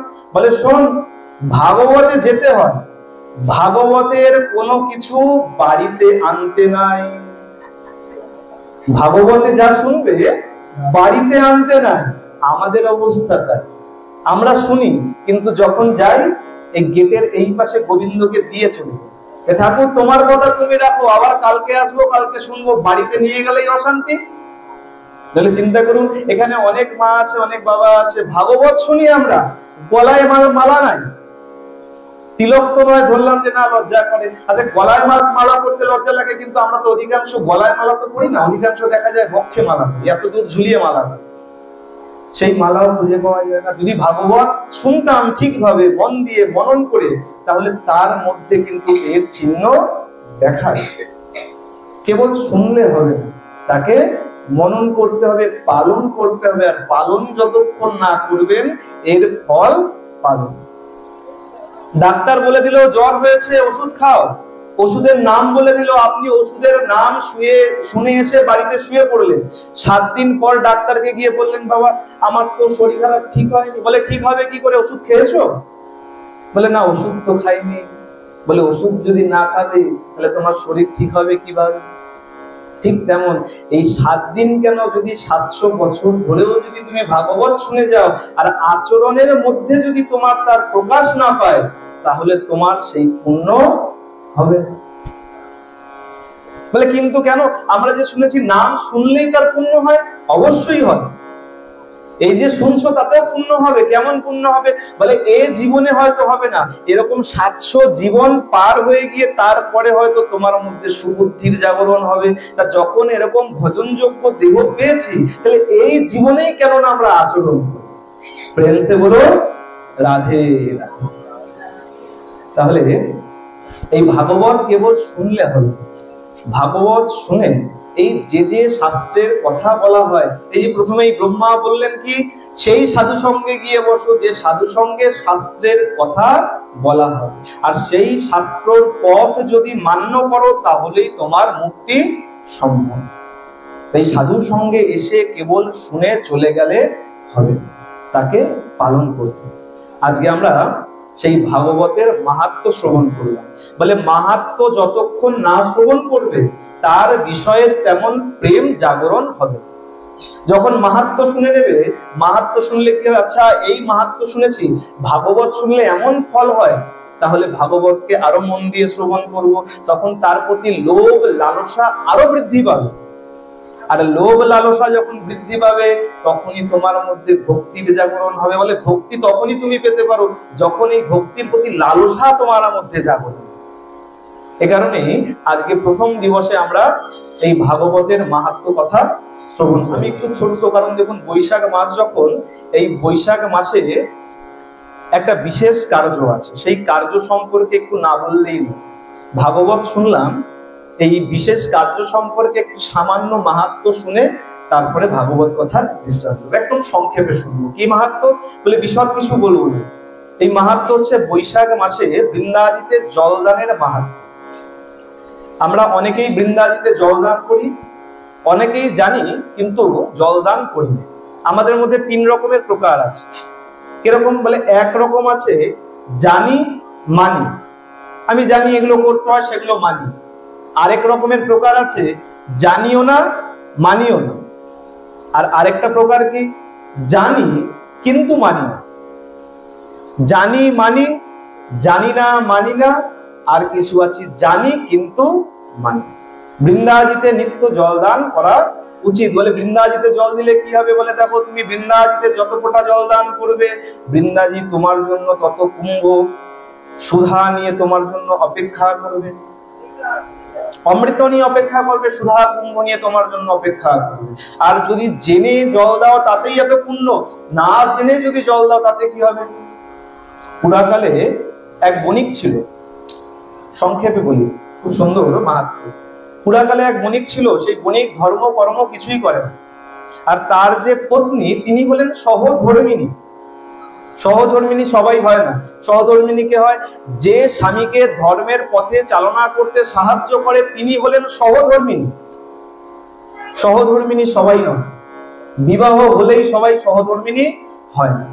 যিনি ধর্মের পথে চালনা করতে সাহায্য করে, ধর্মের পথে চলতে সাহায্য করে, তিনি হলেন সহধর্মিণী। এই বণিক কোনো ধর্মকর্ম করে না, কেবল টাকা টাকা আর টাকা।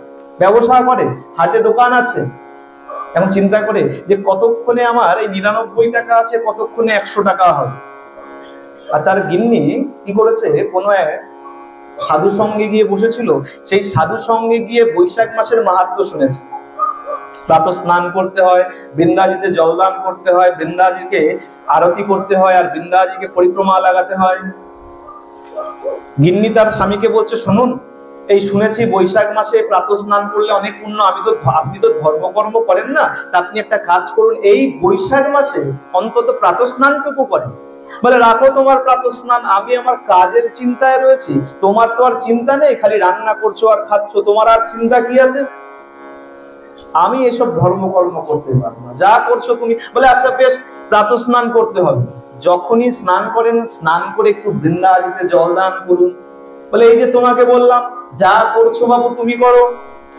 দেখুন, খালি মায়েদের বললে মায়েরা রাগ করবে, বাবারাও কিন্তু দু রকমের হয়। কিরকম? একরকম আছে, বলে আমিও করবো না তুমিও করবে না, আমিও ভাগবত শুনবো না তুমিও শুনতে যাবে না, তার থেকে ভালো আজকে রবিবার আছে, একটু চা বানাও, পকোড়া বানাও, বসে বসে খাই আর একটু ভালোবাসার গল্প করি। আরেক বাবা কেমন? বলে, দেখো আমি তো যেতে পারছি না, তা আমি যখন পারছি না অন্তত তুমি যাও, তুমি একটু শুনে আসো, তাতেও আমার গৃহের কল্যাণ হবে। হ্যাঁ, এখন এই বাবা কিরকম? বলে, আমি করছি না, ঠিক আছে তুমি করছো, করো না বাবু, আমাকে কেন টানাটানি করো? এখন সহধর্মিণী তিনি কিন্তু স্বামীকে কখনো ছেড়ে দেবেন না। তিনি কি চিন্তা করছেন, স্বামী তো ধর্মকর্ম করে না, আমাকে এমন কিছু উপায় করতে হবে যাতে স্বামীর ধর্মকর্ম সব হয়। চিন্তা করছে, আচ্ছা বেশ, মহারাজ তো বলেছিল পাঠক মহারাজ যে যদি এই বৈশাখ মাসে একটু হরিনাম কীর্তন শ্রবণও করে নেয় তাহলেও তার উদ্ধার হয়ে যায়। বেশ, তাহলে কালকে থেকে স্বামীকে হরিনাম শোনা। কখন? সকাল হয়েছে, ভোরবেলা প্রাত স্নান করতে বলেছে। মনে করুন ভোর 4টে বাজে, গিন্নি উঠে গেছে, প্রাত স্নান করেছে, বৃন্দাজিতে জলদান করেছে, আরতি করেছে, পরিক্রমা লাগিয়েছে। এইবার মন্দিরে গিয়ে বসে কীর্তন করবে। এবার বিচার করছে, না ঠাকুর ঘরে গিয়ে বসে আর কীর্তন করলে হবে, তাহলে তো একা একা শুনবো আর গোবিন্দ শোনে। এক কাজ করি, স্বামীর কাছে গিয়ে বসে একটু কীর্তন করি, স্বামীও শুনবে, আমারও কীর্তন হয়ে যাবে। কটা বাজে? 4:30 বাজে। কি করেছে? হাতে করতাল নিয়ে স্বামীর শয়ন কক্ষে চলে গেছে। কোথায় গিয়ে বসেছে? স্বামীর একদম কানের কাছে গিয়ে বসেছে। কি করেছে? করতাল বাজাচ্ছে আর প্রভাতী সুরে নাম করছে।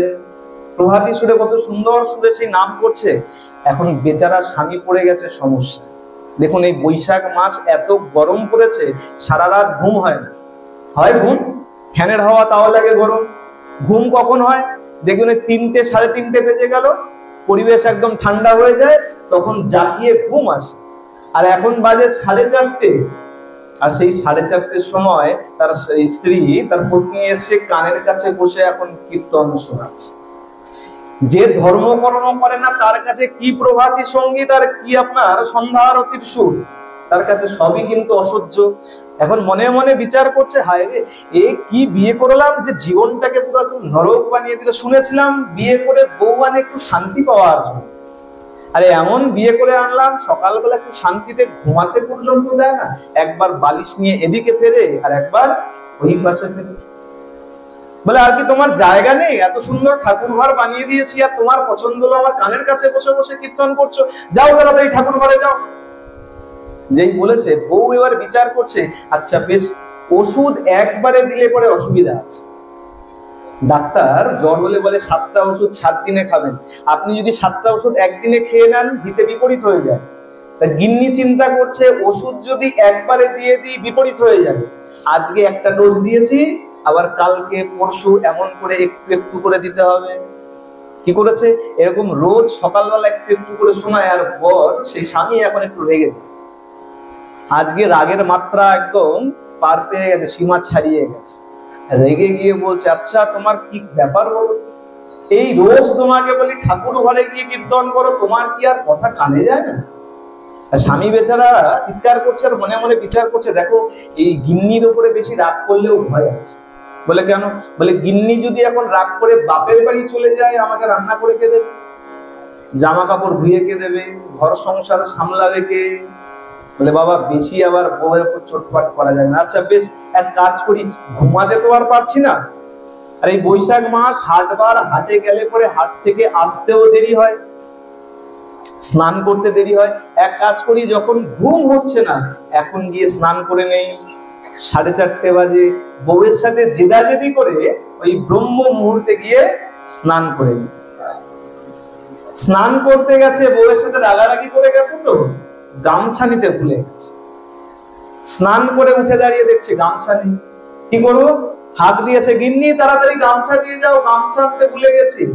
আরে গিন্নি কেমন সহধর্মিনী, ঘরের থেকে গামছা হাতে নিয়ে ঘর থেকে হাত দিচ্ছে, গামছা দেবো, একবার হরে কৃষ্ণ বলো, একবার হরে কৃষ্ণ বলো, গামছা দেবো। বলে তোর রইল তোমার কীর্তন, আমার গামছা আমি নিয়ে আসবো। কি করেছে, ওই বণিক ঘরে চলে গেছে, কিন্তু গামছা তো তার আগে পত্নী নিয়ে দাঁড়িয়ে, ঘরে গামছা না পেয়ে কি করেছে, আলমারি থেকে একটা নতুন গামছা নিয়ে চলে গেছে। গিন্নি ছুটেছে, আরে করেন কি তাড়াতাড়ি, এই গামছা দেন, ওটা তো নতুন গামছা, এই নেন পুরনো গামছা। এখন বণিক বিচার করছে, নতুন গামছা নিয়ে যখন চলে এসেছি, ধুয়ে মেলে দেই, আজকে না হোক কালকে ব্যবহার করতে পারবো, মারটা তো থাকবে না। ধুয়ে দড়িতে টাঙিয়ে দিয়েছে, টাঙিয়ে পুরনো গামছা নিয়ে নিজের কার্য মিটিয়ে হাটে চলে গেছে। আর গিন্নি কি করেছে, ওই যে ঘরে টব নিয়ে যায়, তুলসী বৃন্দাজির টব নিয়ে গিয়ে পরিক্রমা করে, সেই টব এনে এখন ওই গামছার নিচে বাইরে রেখেছে, এমন ভাবে রেখেছে ওই গামছার জল ফোঁটা ফোঁটা করে টবের মধ্যে। তবে খুব ভালো করে শুনবেন, শুনবেন তো পুরোটা শুনবেন, মাঝখানের কোনো একটু অংশ শুনে মনে রাখবেন, এতে আমাদের ভয় বেশি লাগে। বলে ওই পাঠক বাবা বলেছিল গামছা থেকে জল পড়েছে, বাড়িতে গিয়ে ভুল করেও কেউ বাড়ির কোনো গামছা বা কাপড়ের তলায় কিন্তু বৃন্দাজিকে আবার বসিয়ে দেবেন। কেমন গামছা ছিল? নতুন গামছা। বণিক হাটে গেছে, হাটবার শেষ হয়ে গেছে, বিকালবেলা, বৈশাখ মাস, হঠাৎ করে কালবৈশাখী শুরু হয়ে গেছে। আর এমন কালবৈশাখী হয়েছে, বিশাল এক মস্ত গাছের ডাল ভেঙে ওই বণিকের মাথায় পড়েছে, আর সেখানেই বণিক গোবিন্দায় নমঃ সেখানেই মারা গেছে। বণিককে নিয়ে যাওয়া হয়েছে যমরাজের কাছে। যমরাজ বলছে, চিত্রগুপ্ত বিচার করো, কি পাপ কি পুণ্য? মহারাজ বিচার আর কি করব, পাপ আর পাপ, কোনো পুণ্য পাচ্ছি না। একটা পুণ্য আছে, কি পুণ্য? বলে যেদিন মারা গেছে সেই দিন সকালবেলা ব্রহ্ম মুহূর্তে স্নান করেছে, আর বলে বৃন্দাজিকে জলদান করেছে, 7 ফোঁটা জলদান করেছে। শুনে মাত্রই যমরাজ দাঁড়িয়ে গেছে, যমদূতদেরকে ডাকছে, তাড়াতাড়ি আয়, তাড়াতাড়ি আয়, ইনি কত পুণ্যাত্মা, আর একে এত কষ্ট দিতে দিতে নিয়ে এসেছিস, তাড়াতাড়ি প্রণাম কর। সবাই মিলে, সবাই প্রণাম করছে দেখে ওই বণিক, তার মনটা তো কুট, সে বণিক এখন বিচার করছে, সবাই আমাকে প্রণাম করে কেন? আমি তো পাপী, আমাকে যমরাজের কাছে নিয়ে এসেছে, তাহলে সবাই আমাকে প্রণাম করে কেন? মহারাজ সবাই আমাকে প্রণাম করছে কেন? বলে জানো না তুমি 7 ফোঁটা বৃন্দাজিতে জল দান করেছো? মহারাজ আমি তো কখনো বৃন্দাজিতে জল দেইনি।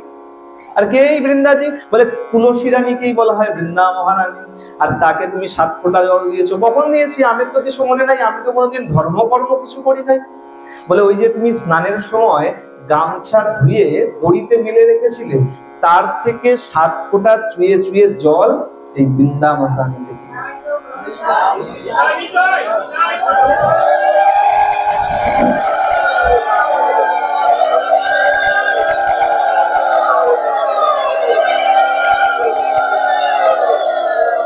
এখন বণিক মনে মনে চিন্তা করছেন যে আচ্ছা হায় রে, কি পোড়া কপাল আমার, ওই গামছাটা যে কেন নিংড়ালাম, যদি না নিংড়াতাম তাহলে তো আরেকটু বেশি জল পড়তো।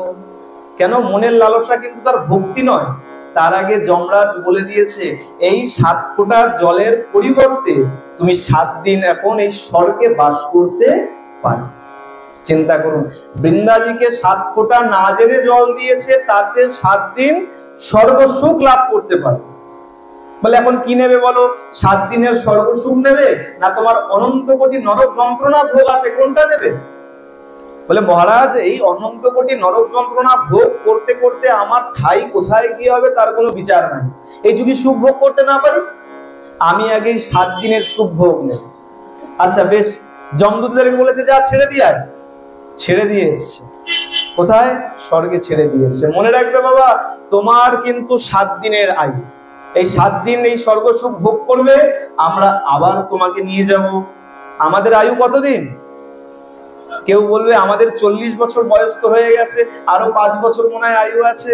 বলে না বাবা, সবার আয়ু 7 দিন, সবাইকে 7 দিন বেঁধে দিয়েছে ভগবান।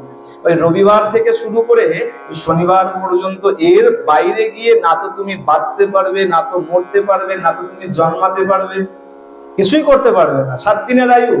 দেখতে দেখতে ওই যখন স্বর্গে গেছে, স্বর্গে গিয়ে ব্যক্তি কি করেছে, স্বর্গবাসী যে বাবাকে দেখে, যে মাকে দেখে, তাকেই বলে একটা গামছা দাও না।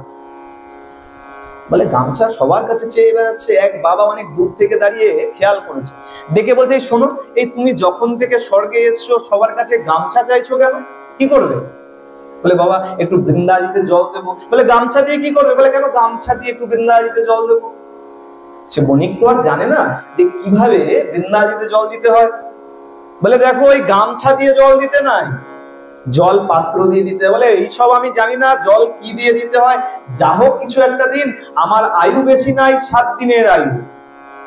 একটা পাত্র নিয়েছে, পাত্র নিয়ে 7 দিন ভর বৃন্দাজিতে জল দিয়েছে, বৃন্দাজিকে পরিক্রমা লাগিয়েছে, বৃন্দাজিকে পরিক্রমা লাগিয়েছে, বৃন্দাজির ভক্তি করেছে, করতে করতে 7 দিন যখন কেটে গেছে, যমরাজের দূত চলে এসেছে, চলো বাবা 7 দিন শেষ, এবার তোমাকে নরক যন্ত্রণা ভোগ করতে হবে। যমরাজের কাছে নিয়ে যাওয়া হয়েছে, চিত্রগুপ্তকে বলছে বিচার করো কোন শাস্তি আগে দেবে, কোন নরকের যন্ত্রণা আগে দেবে। চিত্রগুপ্ত বলছে মহারাজ শাস্তি কি দেব, এ 7 দিন যে স্বর্গসুখ ভোগ করতে গেছিল, ওই 7 দিনে এমন পুণ্য করেছে, এত জল দান করেছে বৃন্দা মহারানীকে, এই 7 দিনের পরিবর্তে 7 বছর এখন সে শিবলোকে বসবাস করতে পারবে।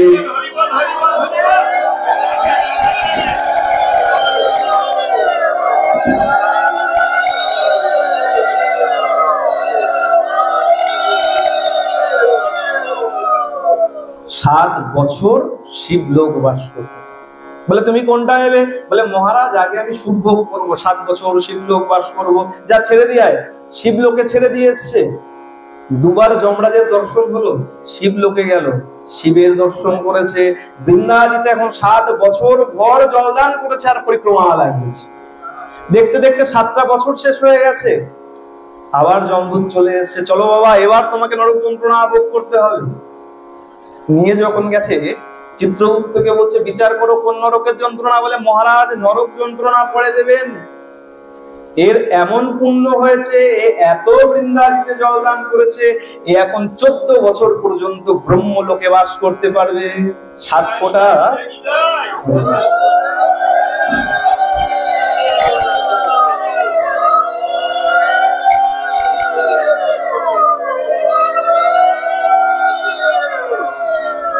ফোঁটা জল দিয়েছিল বৃন্দাজিকে, তার থেকে 7 বছর শিবলোক, এখন 14 বছর ব্রহ্মলোক।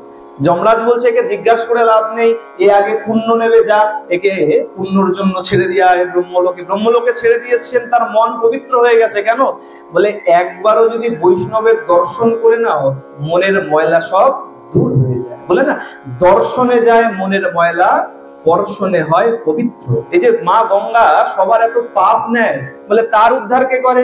বলে যখন গিয়ে বৈষ্ণব সেখানে ডুবকি লাগায়, মা গঙ্গা তখন পবিত্র হয়ে যায়। তাই বলছে বৈষ্ণবের দর্শন মাত্রই পবিত্র হয়ে যায়। আর এই যে যমরাজ, তিনি হলেন 12 ভাগবতের মধ্যে অন্যতম। ভাগবতে 12 ভাগবতের কথা বলা হয়েছে, তার মধ্যে অন্যতম হলেন যমরাজ। আর এই যমরাজের দর্শন করে সেই ব্যক্তির মন একদম পবিত্র হয়ে গেছে। এই 14টা বছর কি করেছে? ভক্তি ভরে, এখন আর নিজের কোনো স্বার্থের চিন্তা নয়, ভক্তি ভরে বৃন্দাজিতে জলদান করেছেন। ভক্তি ভরে বৃন্দাজিতে জলদান করে 14টা বছর কাটিয়েছেন। যখন যমদূত এসছে, এখন ব্যক্তি যমদূতকে বলছে, শোন শোন যমদূত, এই দেখ আমি সাধনযোগ্য মনুষ্য দেহ পেয়েছিলাম। আমার পত্নী আমাকে কত বলেছিল বৃন্দাজিতে জলদান করো, বৃন্দাজিতে একটু পরিক্রমা করো, আমি কোনো কথা শুনিনি, না জেনে 7 ফোঁটা জল দিয়ে ফেলেছিলাম। তার জন্য 7 বছর শিবলোক, 14 বছর ব্রহ্মলোক বাস করে ফেললাম। না জানি জেনে যদি একটু বৃন্দাজিকে জলদান করতাম, তার জন্য আমার কোন পুণ্য অপেক্ষা করছে। শোন, আমি এখন গিয়ে হয়তো আবার পুণ্যের চাহিদা রাখবো, আবার বলবো আমাকে পুণ্য দিতে, কিন্তু তোদের বলি শোন, আমাকে আর কোনো পুণ্য দিবি না। সাধুর দর্শনে মন পবিত্র হয়ে গেছে, অনুশোচনা করছে, বলছে আমাকে এখন গিয়ে যত পারিস নরক যন্ত্রণা ভোগ করা, যেন আমি আমার যে অপরাধ করেছিলাম তার সাজা যেন ভোগ করতে পারি। বলে দেখো মহারাজ, আমরা কোনো শাস্তিও দেব না, আমরা কোনো পুণ্যের ফলও দেব না, যা দেবে মহারাজ চলো তুমি তার কাছে। যমরাজের কাছে নিয়ে দাঁড় করিয়েছেন। যমরাজ বলছে চিত্রগুপ্ত বিচার করো। চিত্রগুপ্ত খাতা খুলে বলছে মহারাজ, এর যে পাপের খাতা ছিল সেই পাপের খাতা পুরো শূন্য হয়ে গেছে, আর যে পুণ্যের খাতা ছিল সেই পুণ্যের খাতা পুরো পূর্ণ হয়ে গেছে। কেন?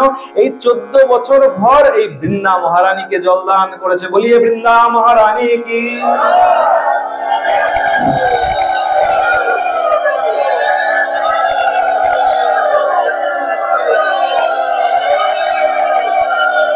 এখন যমরাজ আর চিত্রগুপ্ত দুজনে বিচার করে পাচ্ছে না একে এখন কেমন পুণ্য ফল দেবে। যখন বিচার করছে দুজনে চিন্তা করছেন কি পুণ্য দেব, কি পুণ্য দেবো, দেখতে দেখতে সাক্ষাৎ ভগবান নিজে রথ নিয়ে জমালয়ের একদম নিকটে চলে এসেছেন। হাঁক দিয়েছেন, মনিক তুমি ওখানে কি করছো?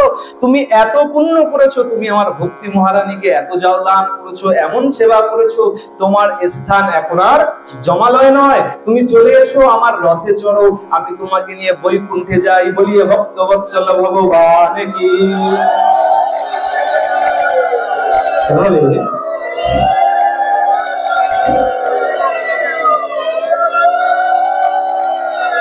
বলছে জেনে যদি জল দাও তা তো পুণ্য আছেই, না জেনেও যদি ভুল করে কেউ 1 ফোঁটা জলও দিয়ে ফেলে, বলে সাক্ষাৎ ভগবান তার জন্য নিজ বিমান নিয়ে এসে উপস্থিত হয়েছে। এ কারণে বৈশাখ মাস প্রায় শেষের দিকে। যে কটা দিন আছে যারা জানতেন না তারা অবশ্যই আগামী দিন থেকে বৃন্দাজিতে জল দেওয়া শুরু করে দেয়।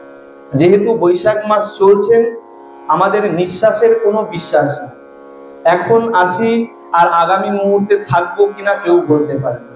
যে কটা দিন আছে এই কটা দিন অবশ্যই বৃন্দাজিকে জলদান করুন এবং পুণ্য অর্জন করুন। ভক্তি রাজ্যে প্রবেশ করতে গেলে বৃন্দারানীর কৃপা অবশ্যই প্রয়োজন।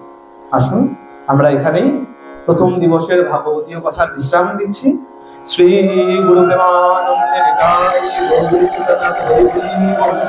শ্রী শ্রী সাধু বৈষ্ণব প্রেমানন্দে হরি হরি বল। শ্রী শ্রী রাধা কৃষ্ণ প্রেমানন্দে হরি হরি। আমাদের এবার আরতি হবে, আপনারা সবাই আরতিতে যোগ দিন, তারপরে প্রসাদ নিয়ে সবাই নিজ নিজ গৃহে প্রত্যাবর্তন। হরি হরি।